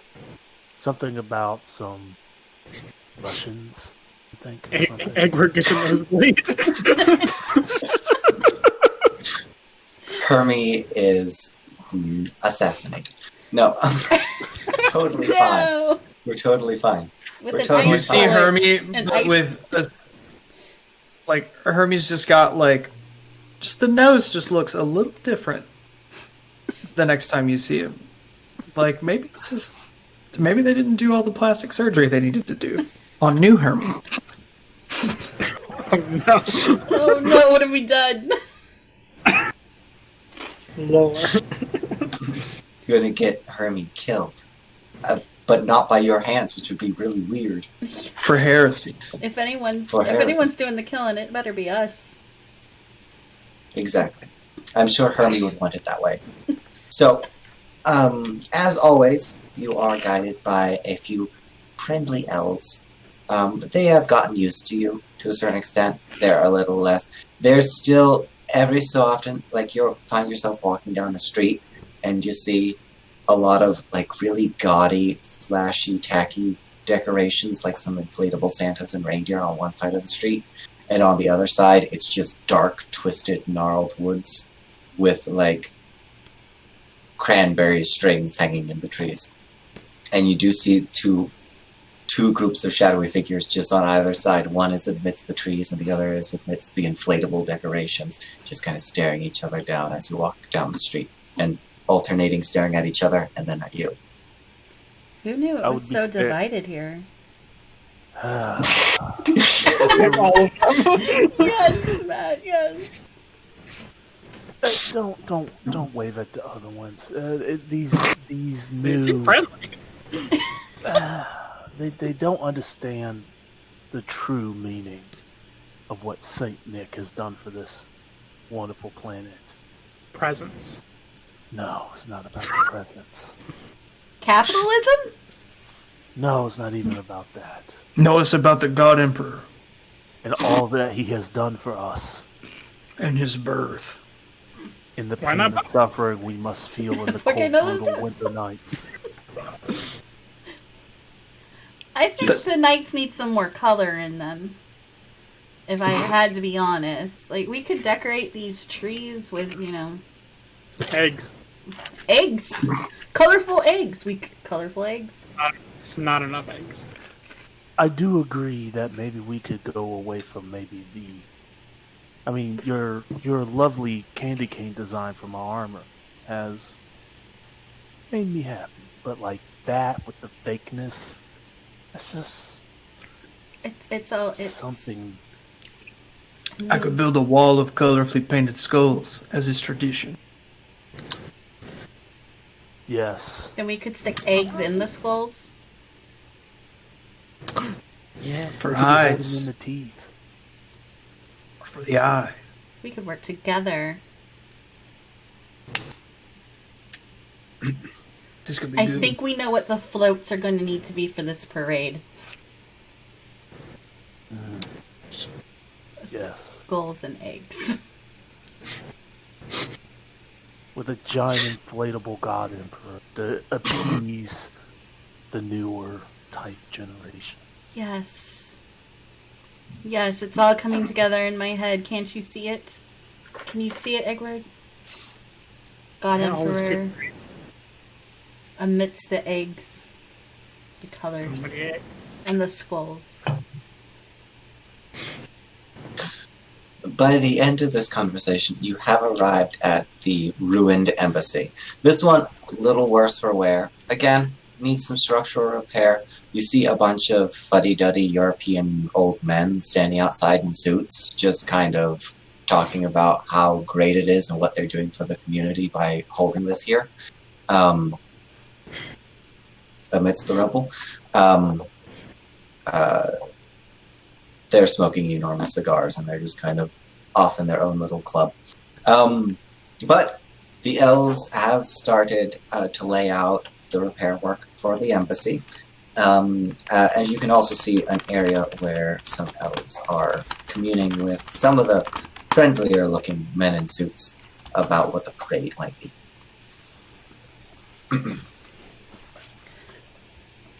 Well, So, we're on parade duty. Cal, I think you know where your calling is. Like a wall of skulls. Yes. And For sports. Krampus, I think that you should find the best place for you to fit in and help. Your skills are so varied. I know that you can be useful helping anyone.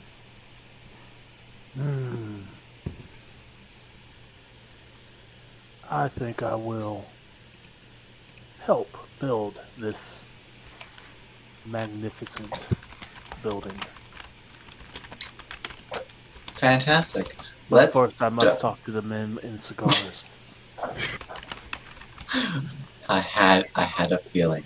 Let's start with the men with their cigars, and they're all just sort of standing off to the side, just going, ah ha ha ha, ah ha, clear out the slums, good for the economy, ah ha ha.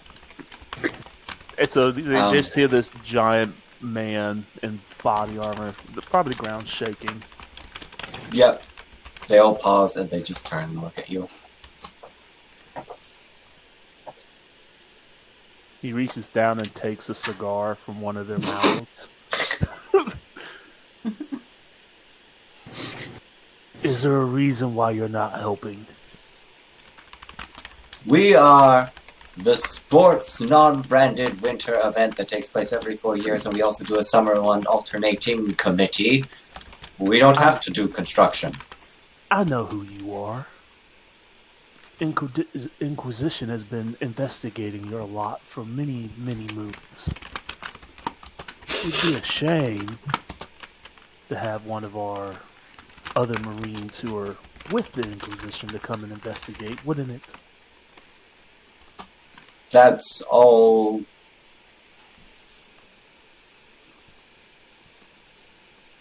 Very well. Mm-hmm. He puts It a would be a cigar in, shame. and like he has his flamer underneath his other arm. Like, it would be a shame. I expect you to help me and Cal over there with building this machine, with this building, and we will show you the correct way of how to do this. Laziness smells like heresy. It does, doesn't it? Maybe we should just shoot them.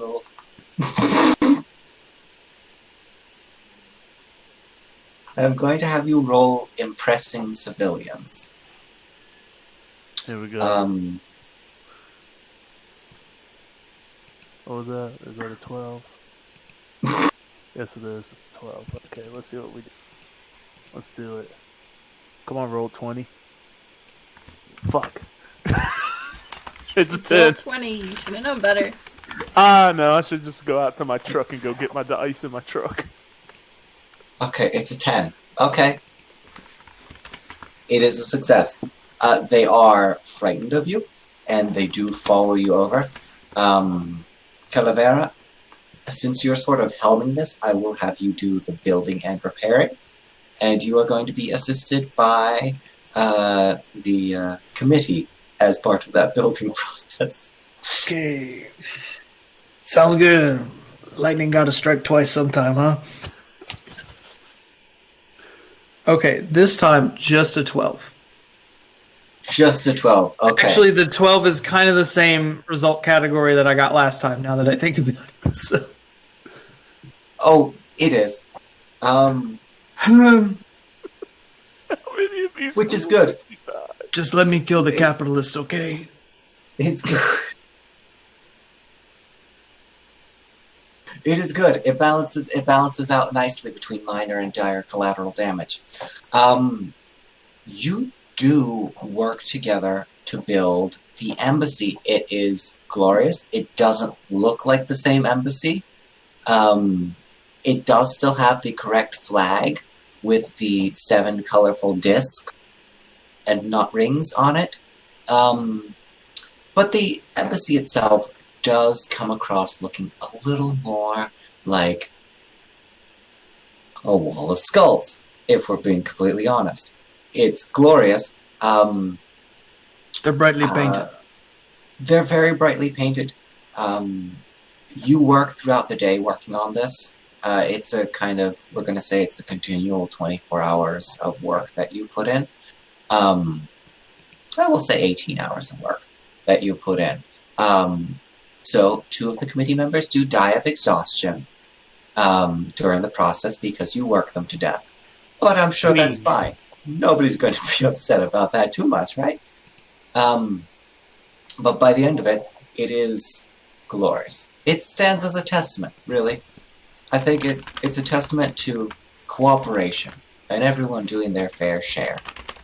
I incorporate the 2 dead builders' skulls into the wall to honor them and their hard work. You do spend about 30 minutes just peeling skulls and painting them, and then putting them up in the wall. It looks good. You know what? It's a nice touch. You give them some prime placement, that they really pop. You know, Put a little plaque under it. Teamwork. Hmm.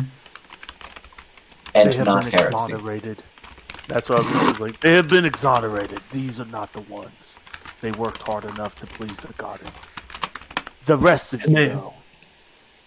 They're with him now. Okay, so we'll leave the 2 of you standing over the slumped, unconscious bodies of the remaining committee members. And also the 2 remaining bits of committee members who didn't make No, I it. cleaned that up. Yeet. Clean it up. Yep. Oh yeah, no, Perfect. we built a pyre in the middle of the town square, and I set it on fire. To honor them. You know what? You feel honored by extension. You feel... You're like, damn, if this was my body, I'd feel honored. So consider it a job well done. Very successful in rebuilding it. Let us pivot back over to the parade planners. I almost wanted to say work has set them free, but that felt a bit macabre even for us. So I didn't say it in the voice, but I now realize that I did still say it. It still has been done. Technically, yes. We'll let it slide. Moving on. Moving on. Moving forward. It's teamwork, no heresy, and that's just written just at the bottom of the plaque underneath their skulls. Right. Back to the parade plan. So we're planning a parade that consists of eggs. Every float has eggs on it. Some hidden.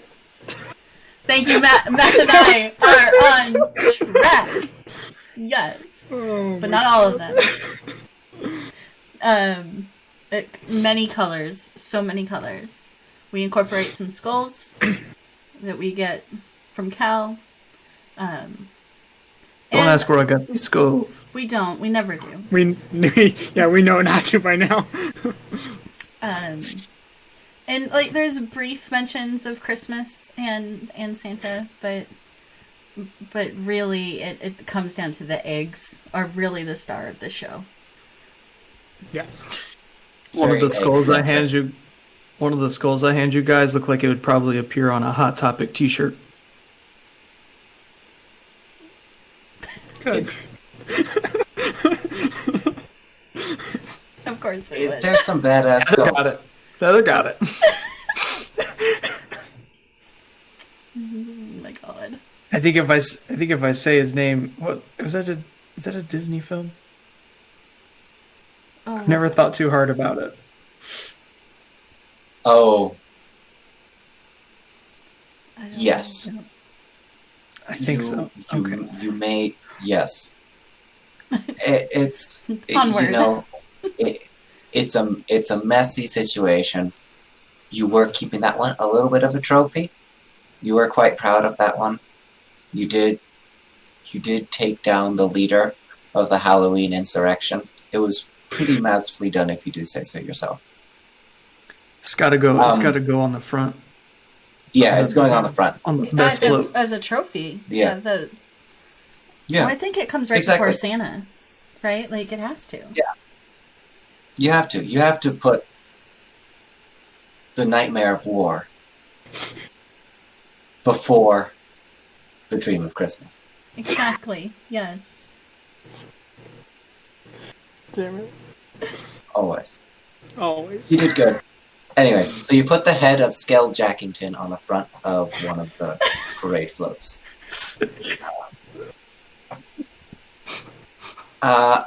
You know what? I'm going to have the two of you roll holding parades dice. So, I think for both of us, this is our Our 20. this is our D20. Yep. So Hmm. roll because you're working together, and then we'll see where you go. We'll take the better out of the two. 8. 13. 13. Okay, perfect. So, you know what? This is going to be a kick-ass parade. Hell yeah. You know for a fact this is going to be the best parade this damn town has ever seen in its whole existence. You are confident nothing bad could ever go wrong with this parade. Not even the like small explosions we included. No. That shoot like powder, colored powder, maybe some eggs. Yeah. Maybe some Maybe some eggs eggs. get shot. You know. Some hard-boiled eggs. There's Festive. definitely a healthy amount of what could best be described as festive shrapnel built in Yes. to these floats. Who doesn't love shrapnel? Exactly, but it's all at the moment. It's conceptual, and you're just building it. You're not going to test it out. It'll go when it goes. You know, you're not It'll be too fine. worried about it. It'll be fine. And with that, this one was a quick day. You guys got all the work done, easy peasy. Minimum number of casualties. I mean, what's the casualty count at like now? 5? That's so low for you guys. You're doing great. I don't think Egbert In 4 and days. Harmony have killed anyone. Like, we're doing real good. I mean, nobody So that far- you noticed. Yeah, I mean. Yeah, I might have nobody rolled that's somebody gonna be over. No, I mean, nobody yet. So, Exactly. Oh no. What could go wrong? shrapnel. So, Exactly. merry festive frag grenades. We're gonna bring another day to the close. Yay. We are now at what amounts to Santa's Return Eve. One last day to get everything ready before the final day, which is the parade itself.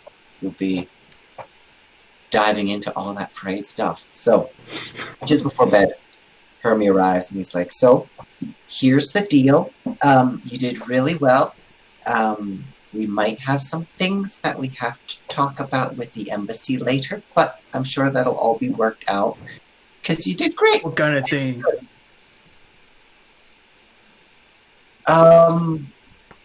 We probably just gonna have to correct talk. you. We just have to talk to some diplomats about some stuff. You know,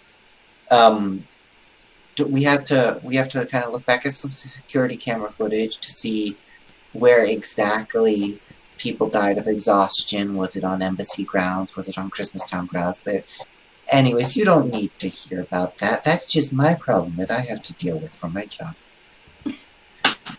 Anyways, so tomorrow it's a big day. We're bringing in the Christmas trees for the town square. So you guys are definitely going to be getting involved with that. The trees are huge, so having you around to help will be fantastic.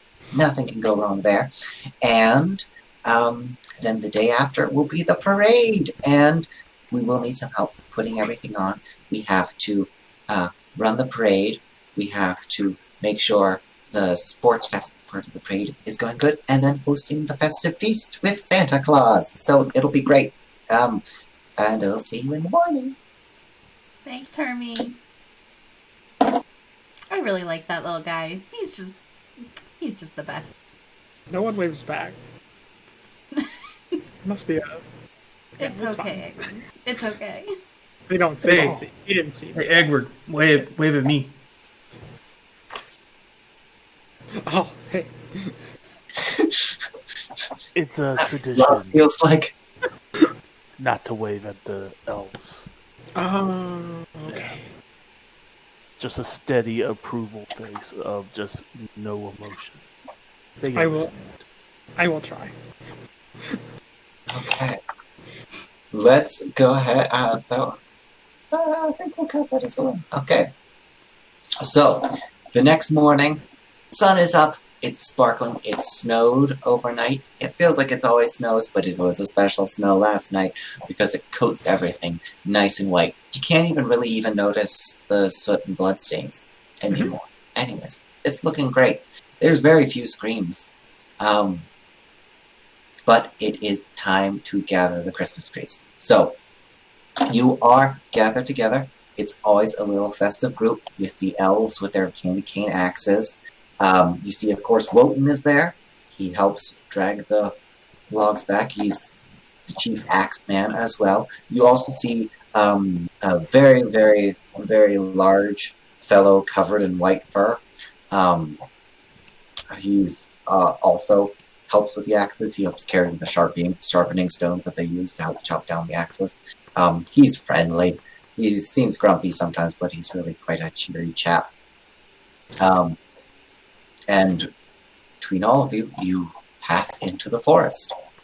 The forest itself is very quiet. Snow falls forests where the sound's a little muted. It's just the sound of tramping. There's a little bit of ambient noise because, of course, you're all in powered armor, so it's just like through the forest. That is peaceful. Lots of furry animals running in terror. Lots of birds scattering from the trees. There's a small family of bears which starts to cross the path in front of you before the mother bear stands up and shuffles her cubs back off to the side of the road. One of the cubs does wave at you. Hunting beasts. We must get them and train them. The mother bear picks up one of the cubs and is hustling the other one off. Another time. But you eventually reach the heart of the woods. And here there are trees that make even a space marine look small. These are enormous trees. They are hundreds of years old, and the forest only gets older from this point on. So this is the kind of the way the elves do it is they'll go in sort of a few decades into the oldest trees, chop them down, and then those trees will keep them until the next batch of trees are that big. They'll work their way back. So there's always an ever-renewing crop of trees. But at this point, it is now your opportunity to begin to chop down and gather the giant trees. You can pick out which trees you want to take. You can choose to chop them down if you wish, and then you can help carry them back.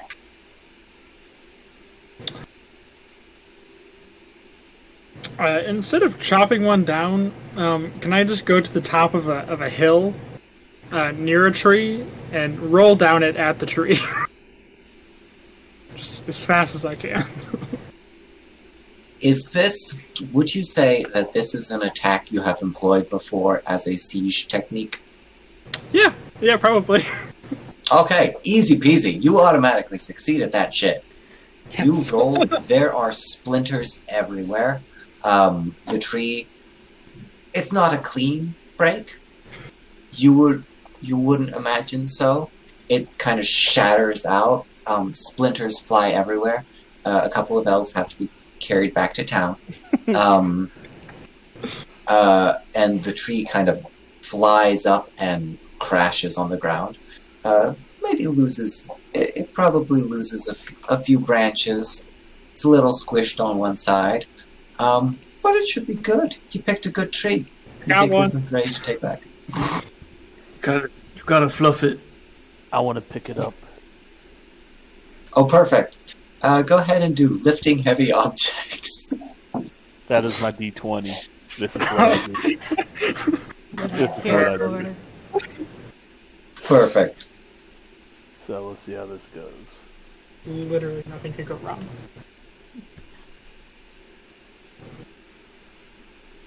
Got a 3. A 3. Oh wow. You actually do bend down to pick it up. You do, but in the process of picking it up, it flips over and then sort of crashes down. It does knock Wotan and the admirable snow gentleman to the ground. They're a little bruised, but you do start to move the tree back down. It's not as fast as you would have liked. I'll be like, oh, brother, I'm so sorry. You know, ever since I got this new power armor, I haven't quite adjusted it yet. You know, It's all right. Oh, And the gentleman, how is he?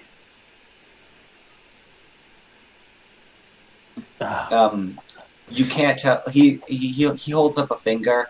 You think it's like he's okay. He's okay. You can't tell. He only has 4 fingers, so you don't know which finger he's holding up. But you think it's probably one of the okay ones. Like, yeah, you're good. Praise the God Emperor. It's probably what he's doing. Excellent. So I'm gonna use like my laser cutter to like just cut through a tree, just like Easy peasy. something I've done in combat several times, I'm sure. And Oh, then easily. I would like to lift this heavy object, definitely like by the trunk and not like the safest of ways. And then whenever someone calls my attention, I look at them like with my full body though. So, Perfection. but hopefully nothing happens. Goes I'm wrong sure there. nothing will happen. That'll be a lifting heavy object. A 2. Okay. You know what? You do heave it up. As you heave it up, you do hear... you're kind of all working at the same time, and you do hear Eggward's coming down the hill, and so you turn to see what it is. You knock down another few trees. There's definitely some birds' nests ruined. Definitely a few more trees than they had intended to chop down got taken out. Some of the elves are muttering, but you can't hear them because you're too busy. Extra festive. I'll make sure I get those trees too, so that we can have more trees to decorate. Seems like we got a ton of trees down. I'm just gonna pick them up. Perfect. This will be a lifting heavy objects. Yep. I got a D6. Perfect. You probably won't kill people. That is a 5. 5. Perfect. You honestly are the most efficient. I don't know what it is. It's your character. It's your real, your real I just personage. pick up the trees. You just pick up the trees. You know what? Sometimes you just need a guy in there to just pick up the trees. Mm-hmm. You do. You carry a bunch. You're built With the for D6, it. so it's cautious. You're My cautious. confidence level is cautious. That's the thing. You do it deliberately. You're delicate. You don't go too crazy. You don't try to heave it. You're just like, I'm just going to pick up this tree, carry the tree. Put another tree on, put another tree on, carry these trees down. And you know what? You feel confident. You all successfully drag your trees back. Some of them are more broken than others. Some of them are shattered. Some of them are finely laser cut. Other ones were uprooted. Quite a few of the trees still have their roots attached. But you carry them all. You set them all up. You can choose to help decorate, or you can just let the elves do that as well. Hence how festive you're feeling. I'm decorating. had a few. 100%. I'm definitely helping. I gotta make sure that my town is represented. Okay, okay, here's how I will let this roll out. You can either, if you're going to try to just sort of follow the elves' lead and decorate the trees alongside them, that'll be a be nice to civilians roll. If you are going to try to, let's say, get artsy fartsy with it, that'll be an impress civilians roll. So I will give each of you the option to roll whichever of those you want. What was the first one? I'm sorry. The first one is if you kind of just follow the elves, if you're just sort of helping the elves decorate. So, like, oh, they need to put tinsel up. That's something you can do. You'll put tinsel up for them. That would be nice to civilians. Okay. The other one is if you are being your own person. And that'll be impress civilians. And that can't go poorly. I'm impressing civilians. I'm impressing civilians. I want to create the perfect Christmas Dia de los Muertos fusion. I think Egbert thinks he's being nice to civilians, but he's impressing the civilians. Hermie will watch on in excitement. I rolled a 1. Okay? Got got another 6. 5. Yeah. 5, 6. I got a 5. Oh, wow. Okay. So I will say, Harmony, the dye job is a little messy. It's not your best work. You kind of... the trees get set up and then you're like, aha, I've got this. Boom, boom, boom. It's clashy. Not the trees aren't evenly done at all. It's a messy job. You know for a fact, if there were bad guys in those trees, they would all be dead. So you're confident in that. Okay. That there's nothing evil in those trees anymore. But it's a little messy. Thankfully, everybody's kind of doing their own thing, but it kind of is it's a wild and crazy time.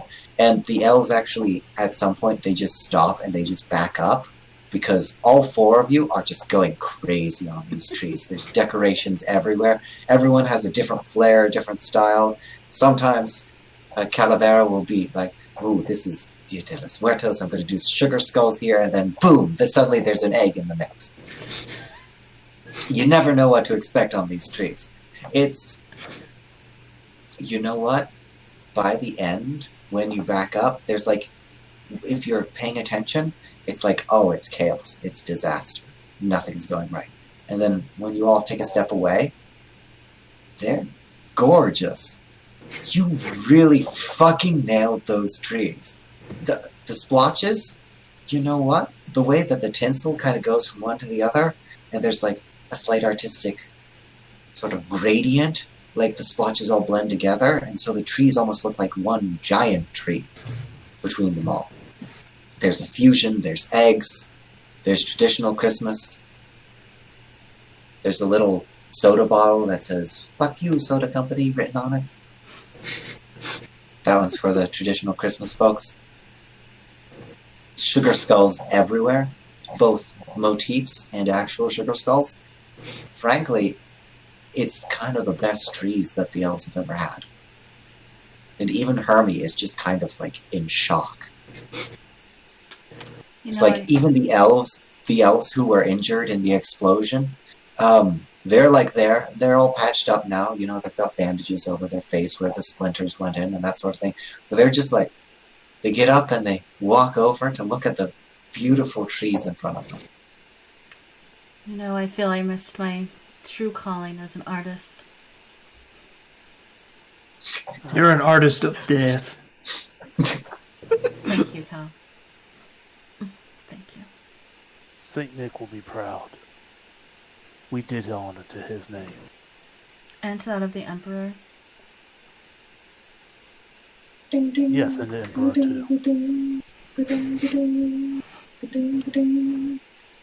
The end. Second to last day. No. Yes, second to last day. Tomorrow's the last day. Hermie still probably has a concussion from something you guys did to him earlier this week. And we start on the dawn of the final day. This is frenetic.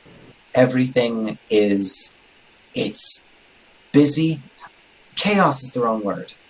Because it's just energy everywhere. Even, like, the old crotchety elves, even the grumpy, tacky Santas, even Wotan, like, beneath his enormous bushy mustache, is grinning ear to ear. Everyone is very excited. Everyone is pumped for this. It's that time of year. It's that day. Everybody knows Santa's coming by the end of this week. And it's here. It's finally here. You made it. Minimum casualties. Quite a few injuries, but only 5 deaths, which is a win. It's more restraint than was anticipated. So I think you can all be proud of yourselves. But now comes the final moment. You have to make sure everything goes off without a hitch. For that, Hermie comes up. Okay, so we did it. We're here. Yay, everybody. You did great. Everyone's done swell. You did good. Eggward can't clap. He's definitely trying. Yeah, he just...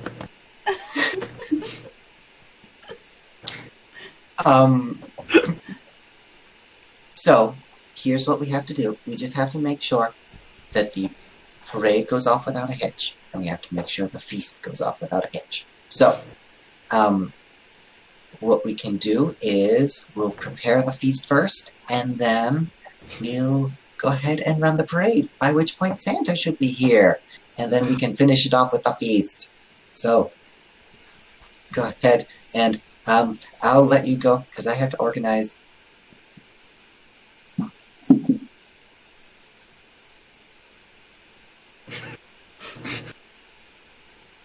69 other things before everything can go off without a hitch. So we'll be good.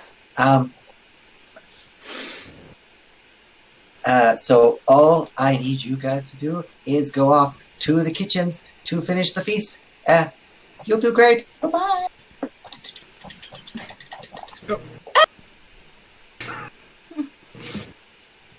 He fell into a snowdrift, but he's fine. He was too busy turning around to wave back at Edward. Remember, Edward. I tried. No emotions in a stern look. They would understand. That feels wrong for Christmas Town. No. For us Marines, it's how we portray emotions. You know this. Through not portraying emotions. It's in the Marine Code Handbook. We show emotion. You imply emotion. It's implicit. You suggest emotion, the possibility that there might be emotion there. But the kitchen, by the time you get to the kitchen, it's been 6 days since you guys were here. And it looks perfect. There's so much. Honestly, the gingerbread is perfect. The wooden beams, they're still holding it up because they're still giving it time to let everything settle first. You don't want to remove the supports too soon. You got to let the flavors melt a bit. Give it some time. Give the icing time to cure.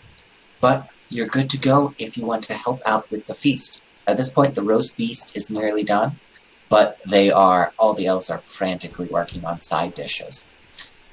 There's a lot of food that needs to be made. They're sort of kind of ignoring you a little bit, like they're just trying to go about their business. And when they acknowledge the fact that you're there to help, and they're like, yeah, thank you, just do stuff.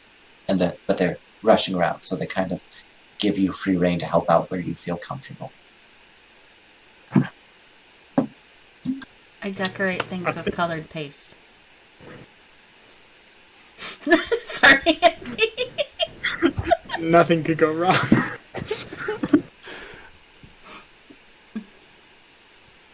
Okay, so the chemical agent that you use to slay foes left and right and also nearly kill the child.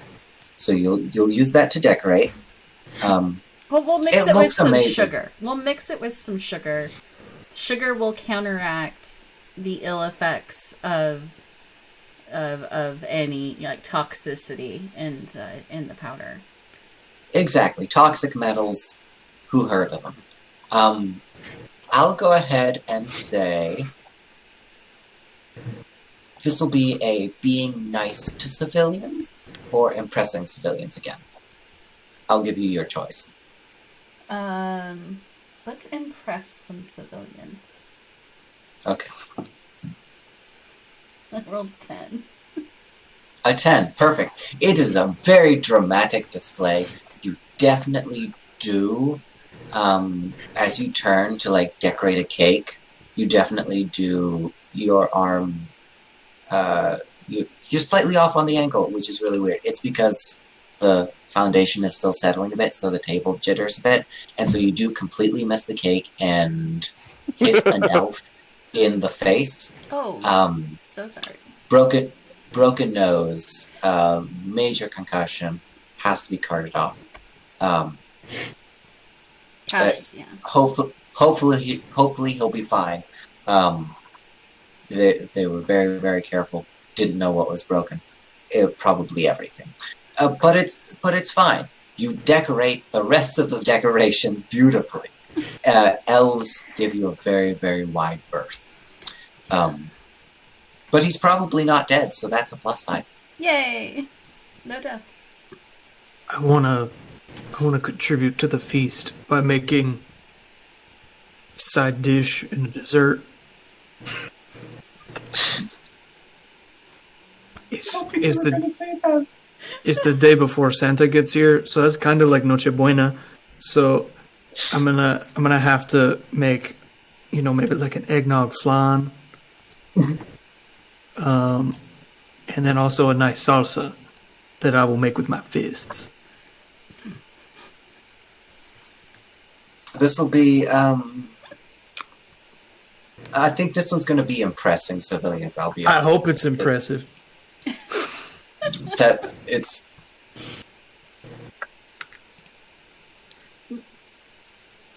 Okay, so that's a 7. A 7! You know what? Salsa, elf, sometimes it's hard to tell. You accidentally punch an elf.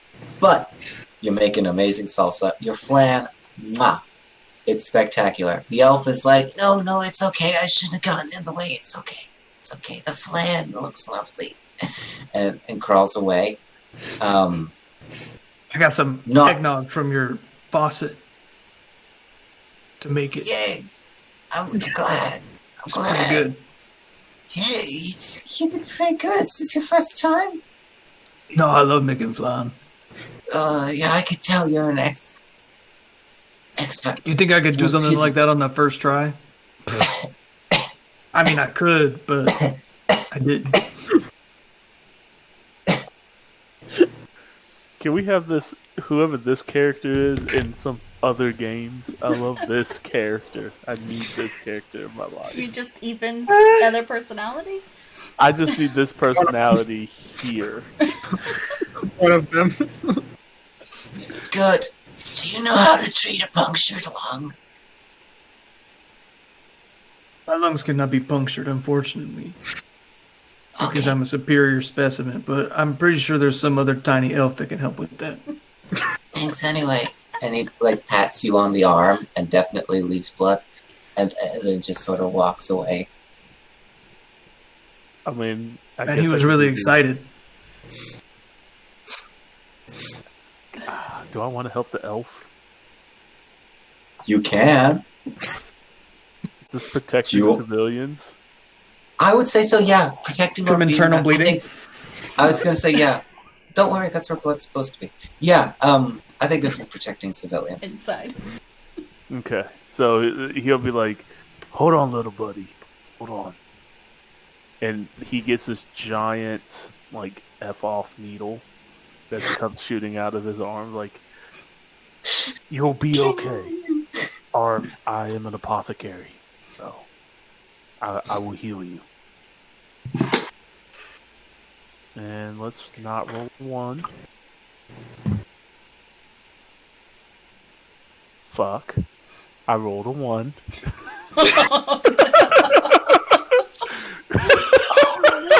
Oh no! That's The needle the goes through him. opposite of what you wanted. So, the elf is now unconscious. You Just think unconscious. in your expert apothecary's opinion that he now has a second punctured lung? Maybe should have gone. You're thinking instead of the 20-inch, you maybe should have done the 19.5-inch needle. Yeah. Just because that one's, maybe not that girthy, maybe just a little bit less girthy when you're impaling the elf. He's getting carried away. I forgot he wasn't in power on. Usually we have to go through power on. That's on me. That's on me. They're fragile. These little elves. I did tell Santa Claus that we need to inject them with some steroids, beef them up a bit, but he was like, no, it would ruin the aesthetic of Christmas Town. They could work way longer if they had power arm. That's all I'm saying. They could. Like, did you see those dudes the other day? Couldn't even handle an 18-hour workday. Pathetic. So Their hands were really, really soft. Sad. So you don't feel super successful coming out of that. You kind of feel like maybe missed the mark a little on that one. Maybe just a little bit, just a little tink. Take 1 disappointment point. Oh man.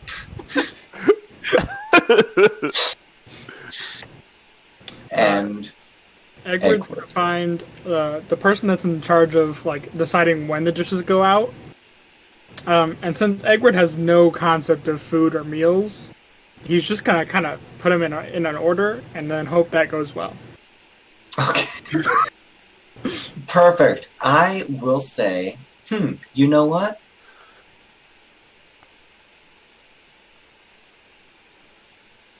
You're going to be rolling a d10 anyways. Mm-hmm. I'm going to say what is a meal plan, if not a parade of dishes? Yes.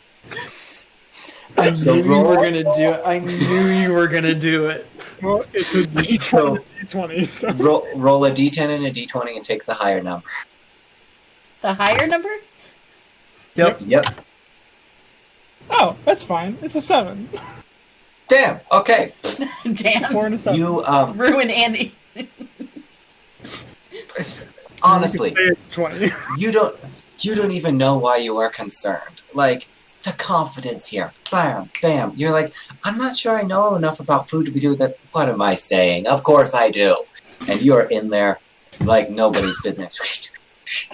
Salad, soup, and then the entree? Fuck that shit. We're gonna do salad soup. You don't know what salad soup is, but we're doing it. It's like So- cereal. It's great. by the end of it, what started as an Excel spreadsheet looks like a Jackson Pollock painting somehow of ideas. Amazing. It's amazing. It's artistic. It's dynamic, like Pushing the avant-garde. Of what food It's- can be. It is. Is it food or is it art? It's an experience. Yes, and it's the Eggward experience. That's what's written across the top of the page now. Amazing. You feel really confident. You don't think anything's going to go wrong with this feast. You keep saying that in that way, guys. I really don't. I mean, it does say success. True. With You were minus super 1. successful. But it says success. Yeah, with other words. we'll work out what the minor collateral is later. It'll be fine. So, Totally fine. with that, the hubbub of the kitchen goes quiet for a second as another elf comes rushing in. And they stop at the door and they're like, Santa's back! And then there's just a moment of silence, and then everyone breaks into cheers.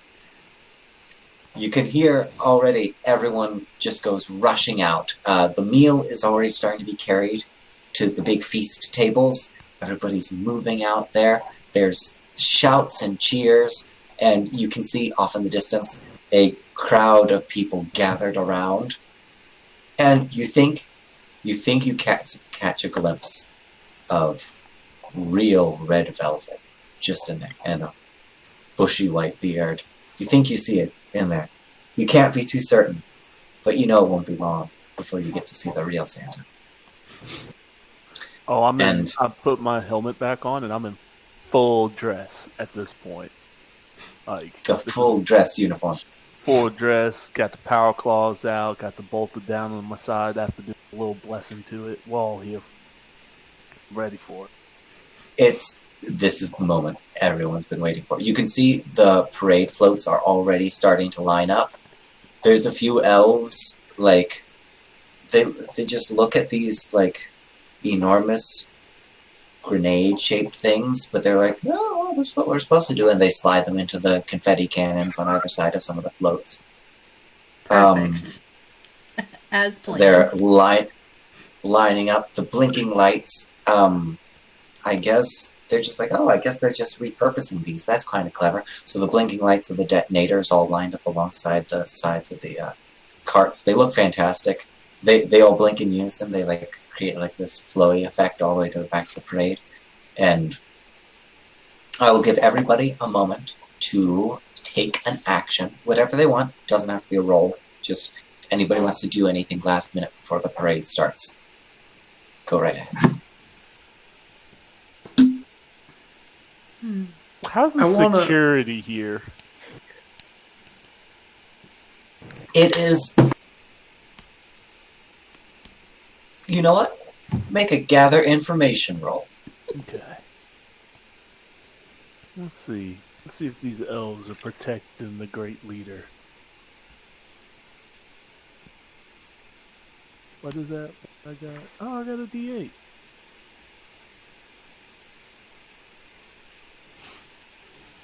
Can go on. I got a 7. A 7. You know, that's really good. You're stomping through the crowd, really just kind of glaring at people. You get the impression everything seems to be calm. There are a few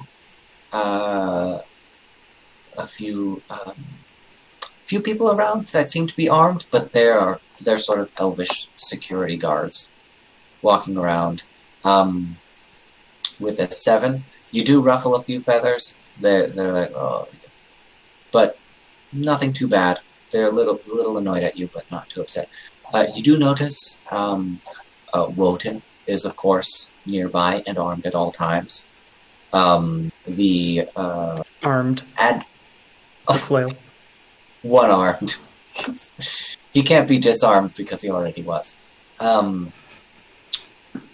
You do see the admirable snow gentleman is nearby as well. He doesn't have any weapons. He doesn't need them. He just stands there and looks cheerful.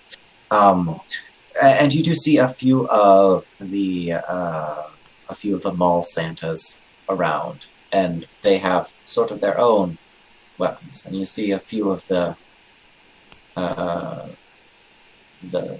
solstice spirits and the solstice, wood folk around as well. With just like a wood axe by their side, or maybe a small dagger or sharpened antler. Seems peaceful, but I want to put myself in between the mall Santas and the real Santas at all times, just in case. Just in case, okay. Just in case. You're on guard duty, so you're keeping an eye on everything. You're just making sure, just in case, you never know. So for me, where I'm from, sometimes parades can get a little out of hand. I want to double check all these floats. I just gotta. Okay. I want to double check. I want to make sure the elves set them up right, because I mean we built them, but so they're good. But that was a lot of time that elves were in charge of them. Oh, exactly. Go ahead and roll a gather information check for me. Okay. Okay.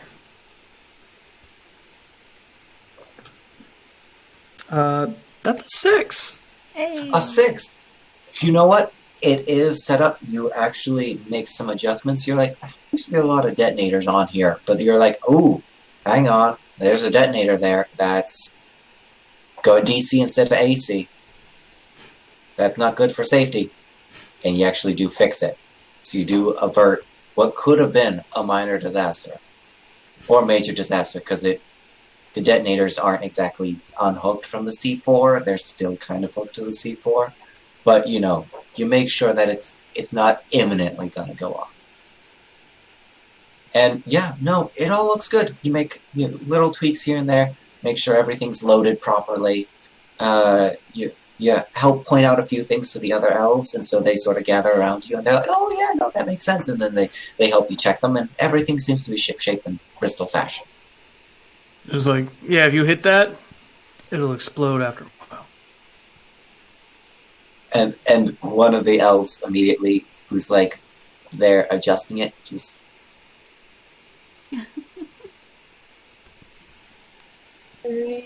slowly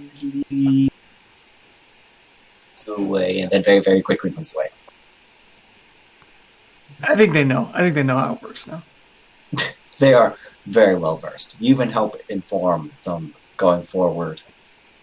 Yeah, What to be on the I'm lookout like, for. you know, confetti cannons, got your standard amount of holiday shrapnel, all that kind of stuff. Just let them know exactly what's going on. Yep. Yeah, you're very confident in what you've produced here. Perfect. I'm handing out little satchels of colored dust. Perfect. Toxic, but not toxic. To just everyone, so they can throw it up Barely on toxic. each other, and just so they can be colorful and celebrate. Definitely. Fabulous. I'll have you. You know what? I will have you roll a holding parades check for that one. Not good. That was a 17. 17. You know what? You're very generous with them. You even give them a few blasting caps, which are the usual sort of things used to blow bits of armor off if you have to get at people very quickly. Mm-hmm. Very good for removing hands and things. So you even give them a few of those to just stick in the powder, so that way it really pops. It really gives them when they throw it. Yeah, it's a real surprise. That's what it is. A real surprise. Surprise. It's a festive surprise. Nothing says festive surprise like, pow, goodbye hand. Right. Who would have known? Their little elven hands. Exactly. So delicate. You're muted. Can't hear you. Turned off my mic. I'm gonna get a couple buckets of the plastic eggs and have little toys and candy inside, and then hand those to the elves so they can throw them out to the kids. Perfect. That's going to be a holding parades roll as well. Amazing. Yes. Oh, good. That's a 19. Well, you know what? You're feeling good about this. You don't have a lot of toys. Surprisingly, most of them have already been packed up. So you're kind of frantically looking around for things. So you're blasting caps, those are toys. Rocks, those are toys. This the grenade is a little too big to fit inside the egg, so you just kind of like put the egg halves on the top and bottom, and just kind of tape it. Yeah. Improvise. Improvise, exactly. Yeah. Adapt. Improvise. Overcome. Improvised, I think, is a good adjective for these devices that you are handing out to the children. Yep, those improvised devices that gonna be are a lot of also fun. explosive. That It's gonna be a lot are of fun. also explosives. It's going to be a lot of fun. It's perfect. It's perfect. You're super confident in it. This parade is going to go off without a hitch. It's gonna be so much fun. It's gonna be a And blast. with that, have a pun point. And with that, the parade begins. You are all invited to take part in the parade if you so wish. I know Krampus is keeping watch. With If you my want, you can be. giant banner. I have that classic 40K banner, holding it in one hand. Absolutely. I'm at the front of the line. It's terrifying and inspiring at the same time. I got a D12 in holding parades. I'm zealous You- about parades. You know what? I will So I say, do want to participate. yeah, you can participate. And since you... yeah. If at any point you want to do anything that's not planned in the parade, that'll just be a holding parades check. And I'm willing to let anybody do that at any point if there's something you want to do that wasn't originally planned. Krampus, in addition to standing there, kind of blocking off the mall Santas, you are also surrounded by a small group of children in homemade power armor. Yes. Who are also carrying little banners that they've made themselves. It's like they made banners out of like, some of them did like a bath towel. Somebody has a t-shirt up as their banner. Somebody has a t-shirt that their little sister is still wearing up as their banner. But they're just sort of all standing around you, occasionally battle crying, but all ready for the parade. And the parade begins. It is a glorious affair. It starts off rolling down the street, and you can see already the big parade at the end. You all get a glimpse of Santa. He's there. He is seated on the throne. Each parade float passes by the group of elves. There are flashes and bangs of the confetti. Just as the nightmare float is passing, just before the Christmas float, just as that one is going off, the confetti cannons fire. Unfortunately, there's a good few rows of elves who are caught in the immediate blast. And it's, it would be fine, a few elves knocked over. Wasn't for the fact they were all also throwing explosives at the same time. The parade grinds to a standstill as several rows of elves are showered with confetti, various Christmas ornaments, colored dye, minor explosives, other elves, and everyone has just scattered. Everyone is... Wait, I can fix this. I'm going to Suddenly. redirect the parade towards the Hush, graveyard so that we can build ofrendas and celebrate the dead. Okay, that's going to be a holding parades check. Fuck yeah, it is. It's a 6. It's Perfect. It's chaos is reigning everywhere. People are screaming, and then suddenly, out of the clouds of dust, standing, your one foot is up on the front of this float that still has Skell Jackington's head on the front of it. And Boom. Sorry about that, guys. Ethan just like Andy said, Ethan just rolled too well. Sorry about that. there we are. Okay, so where we last left off, the parade, yes, emerging through the clouds of dye and shrapnel, just the visage of your sugar skull armor, standing at the head of this skull-bedecked parade float.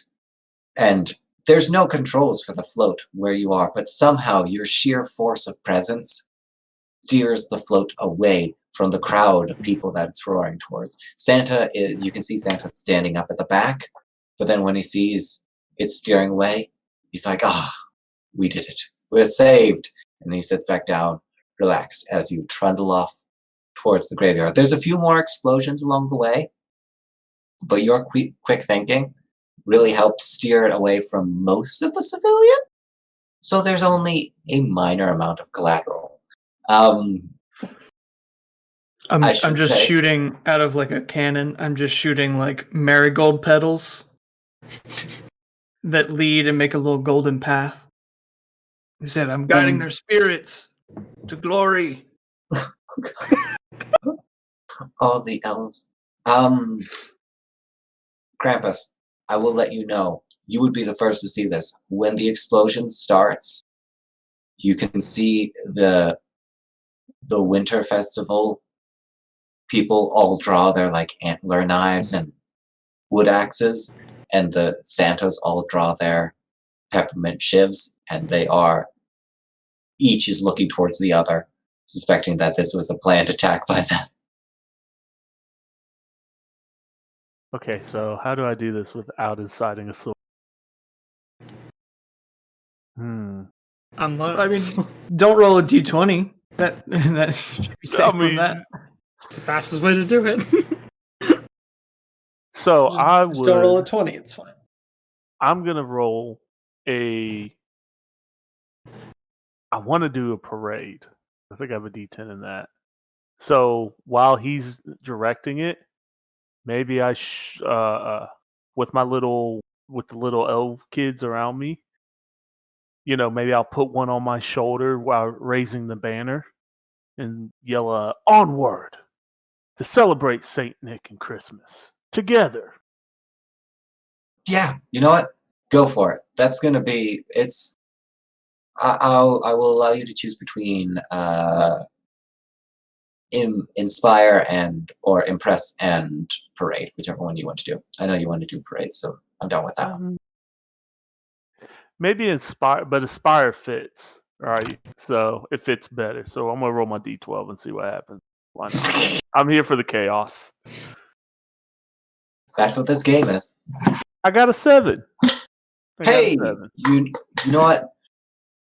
As you walk by, you are very successful. You do see that grumpy mole Santa, and that turns out that little gnome who got shivved, he was okay. You know what? He nearly died, but he was okay. The mole Santa who you did blow to bits. He did not make it, but you do see his brother, who looks exactly like him, and this gnome about to kind of go at it in the street. And as you're walking by, it's just like both of your elbows just jerk out just ever so slightly, kind of like accidental, almost like a machine fault. That wouldn't be possible in Power Armor, but maybe, and knocks them both unconscious as you go by. And you just march on through, and it's the nightmare float, the Christmas float, and then behind it is the parade of children just following along. And the parade comes to a halt at the cemetery, and the crowds die down, and they bow their heads, just sort of honoring those that they lost along the way, specifically today during the parade. But also everybody else who died earlier in the week. But there's just And in the war. And in the war. That as well. There have been so many casualties recently, they almost forgot that there had been a war on. But there's a moment of peace, and you have a moment to just collect your thoughts and look over what you've accomplished. Santa stands there, and he stands up and he raises his hand and he says, Marines, I thank you. You're definitely on the nice list. And the whole crowd cheers. You see Hermie off on the side in amongst the crowd. He's just like, phew. Oh, hang on. Phew. And he falls asleep standing up. He's just exhausted from this whole week. But you really feel confident in yourselves. You really did a good thing. There's a little bit of carnage behind you, but thankfully you won't have to deal too much with this. You won't have to deal too much with the fallout because already you can see the familiar gleam of drop pods coming down through the atmosphere and impacting in the snow mounds just outside of the city. And as you walk towards the exiting drop pods, the doors open. You know, you just have to climb in and be whisked away back to your home base. And Santa and all the elves of Christmas Town wave back to you as you leave. I leave the banner on top of the snowdrift. It salutes Saint Nick as I get back into my pod. Lays a finger aside his nose, and then back up into the sky. Your drop pods go, taking you back to home base, space station where you all operate out of. Bringing your, thankfully, short-lived experience as diplomats, cooks, construction workers, architects, parade planners, children's librarians. Bringing it all neatly to a close. So good. Yay! Well done, nice Fucking Marines. trip this was. I loved The it. end. That was fabulous, Andy. Thank you for running us through that. That was hilarious. That was Thank you, and fantastic. just to let people know, this particular game, The Nice Marines Save Christmas, full title, The Nice Marines Save Christmas, A Good Christmas to Die Hard, is a almost accurate representation of the game Nice Marines by Grant Howitt. It is one of Grant Howitt's one-page RPGs. There are loads of them, you know. Go try them out. This is, if anyone's familiar with other games like Honey Heist and that sort of thing.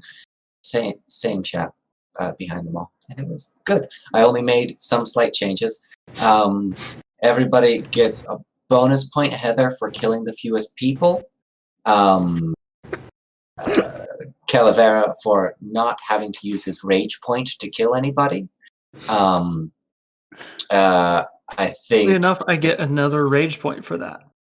You do get another rage point. They build exponentially, and when you kill somebody, you also get a rage point. So Very they When you keep don't building kill up. someone, and when you kill someone. Krampus definitely had I think it was a child soldier point, and Eggward got a pun point at some point. So, Yay! A pun point and a sympathy point. Nice. and a sympathy point. Love to see it. I did start up the giveaway for our last $10 gift card to Found Familiar Coffee. Please put 12 days in chat to enter that giveaway. We are doing the random generator to get the our winner for the Reaper Mini gift card and the Humblewood book. But while we do that, guys, where can we find out more about y'all? I'm going to start with you, Andy. Yes. So, my name is Andy. I am also known as Nefarious Obituary on Twitch. I stream on Twitch very, very rarely. I want to do it more, but at the moment I don't. But you can see me in some works that we do with Jabroni TV. And Jabroni TV is kind of our little collaborative team Matt's a part of it. Ethan's a part of it. We have a YouTube channel, which is Jabroni TV. And we have a website, which is jabroni.tv, where you can go to see us. You can learn a little more about us. You can see links to our YouTube channel, links to our individual Twitch channels, and then also the schedule for all our upcoming stuff. Even though I don't always Twitch by myself, you might see me on Jabroni TV content, and also I stream every so often with my boyfriend, Phantasmal Fox, also on Twitch. So that's where you can find me there. I want to do more stuff here, though, so maybe you will see me again. And we absolutely want you to do more with us here at High Shelf. How about you, Matt? Hi, I'm Matt. BlankDog182 on Twitter and Twitch. I stream most Fridays, 6 to 10 Eastern. Andy already shilled for Jabroni TV, so I don't do that because he did it perfectly. And yeah, that's what I do. I'm playing Odyssey right now. Yeah. Ethan. I mean, what's there to say, guys? You know me. You love me. I'm here all the damn time. I've got a Twitch channel, twitch.tv/EJ the Gray, which pretty soon will feature a very special co-op type adventure we got in the works with me and my lovely fiance, Kyle with an N. So stay tuned for that. That's coming up. We gotta get that going on.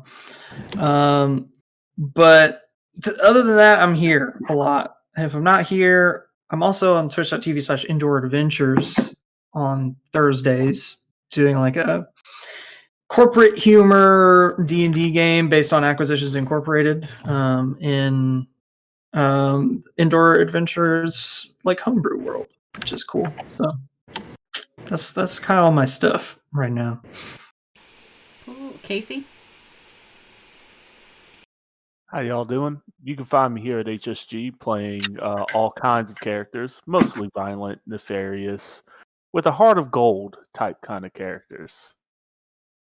One day I might be stealing a Russian sub as a 12-year-old kid. The other day I'm driving a semi-truck in the middle of a government building, and then the following day I'm setting half a city on fire because, the butcher looked at me wrong. But you can find me here at HSG TV playing in all the games. My wife is laughing. I am also tentatively seeing how this next game Friday goes. I might be starting a Mass Effect RPG that I've been working on based off of the Cyberpunk Red rules. And then I'm floating around an idea, and I'm breaking this now, that I might start a Twitch and might do a Pokemon Nuzlocke.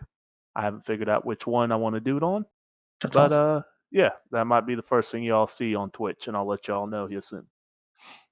That's cool. Look at that. We're getting the information hot off the press. From World Casey. premiere, like they That's always say at the Game amazing. Awards. World It's a world premiere. I did have to dig back through my memories of tonight to make sure that the butcher didn't look at you wrong, because I wasn't sure that wasn't this game for a moment. No, that's our very long-running Blades in the Dark game. Blades in the Dark. Come back and watch us on Blades in the Dark. You may Yes. see some of that butchery. Ethan, Casey, and myself will be back tomorrow night with our friends Mike and David playing Blades in the Dark, continuing our campaign that is slowly coming to an end, which is exciting and sad at the same time.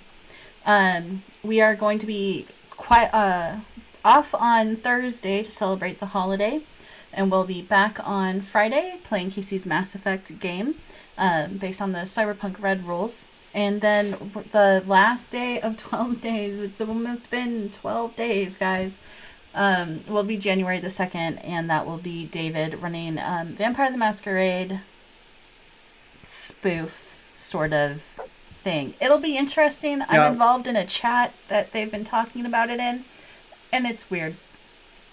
Yeah, so the way to give it a like concise little summary, it's like what we do in the Shadows themed, and we can only use our epic vampiric powers for high comedy. So it's if we do it, it's got to be real silly. I cannot wait. I Gonna got get real 12-hour weird. day. I got a 12-hour day ahead of me on that day. I cannot wait to watch that. It's gonna be good. Other than that, High Shelf Gaming is a Discord community, a Facebook community, a podcast, a YouTube channel. David and Rich do a lot of things, and we are very thankful for them to letting us do this charity event on HSG. We are supporting the Trevor Project, which is a wonderful charity that helps LGBTQ plus teens with suicide intervention and counseling that they really need. And it's very near and dear to all of us. What else do I do? Thank you for Found Familiar Coffee tonight for their sponsors, for sponsoring us, and to Reaper Mini and Hit Point Press for their sponsors. Our winner tonight was All Who Wander. Thank you very much for your donation through the Tiltify link. We very much appreciate that. And I'm going to hit the pick a winner for our last Found Familiar Coffee giveaway. It's Andy! Yeah, you deserve it, man. Fabulous. This was a great game. This is fantastic. Get that bean juice. Get you already know what it those. is. Hell yeah. You already know the hidden properties. Get So I know what it does. Yeah, you enjoy that. You already know. All right, guys. Well, thank you so much again for being here. Andy, thank you so much for running. Matt, Casey, Thank you Ethan, for playing. it's been fabulous. With that, we will say goodnight. Bye, everybody. Bye.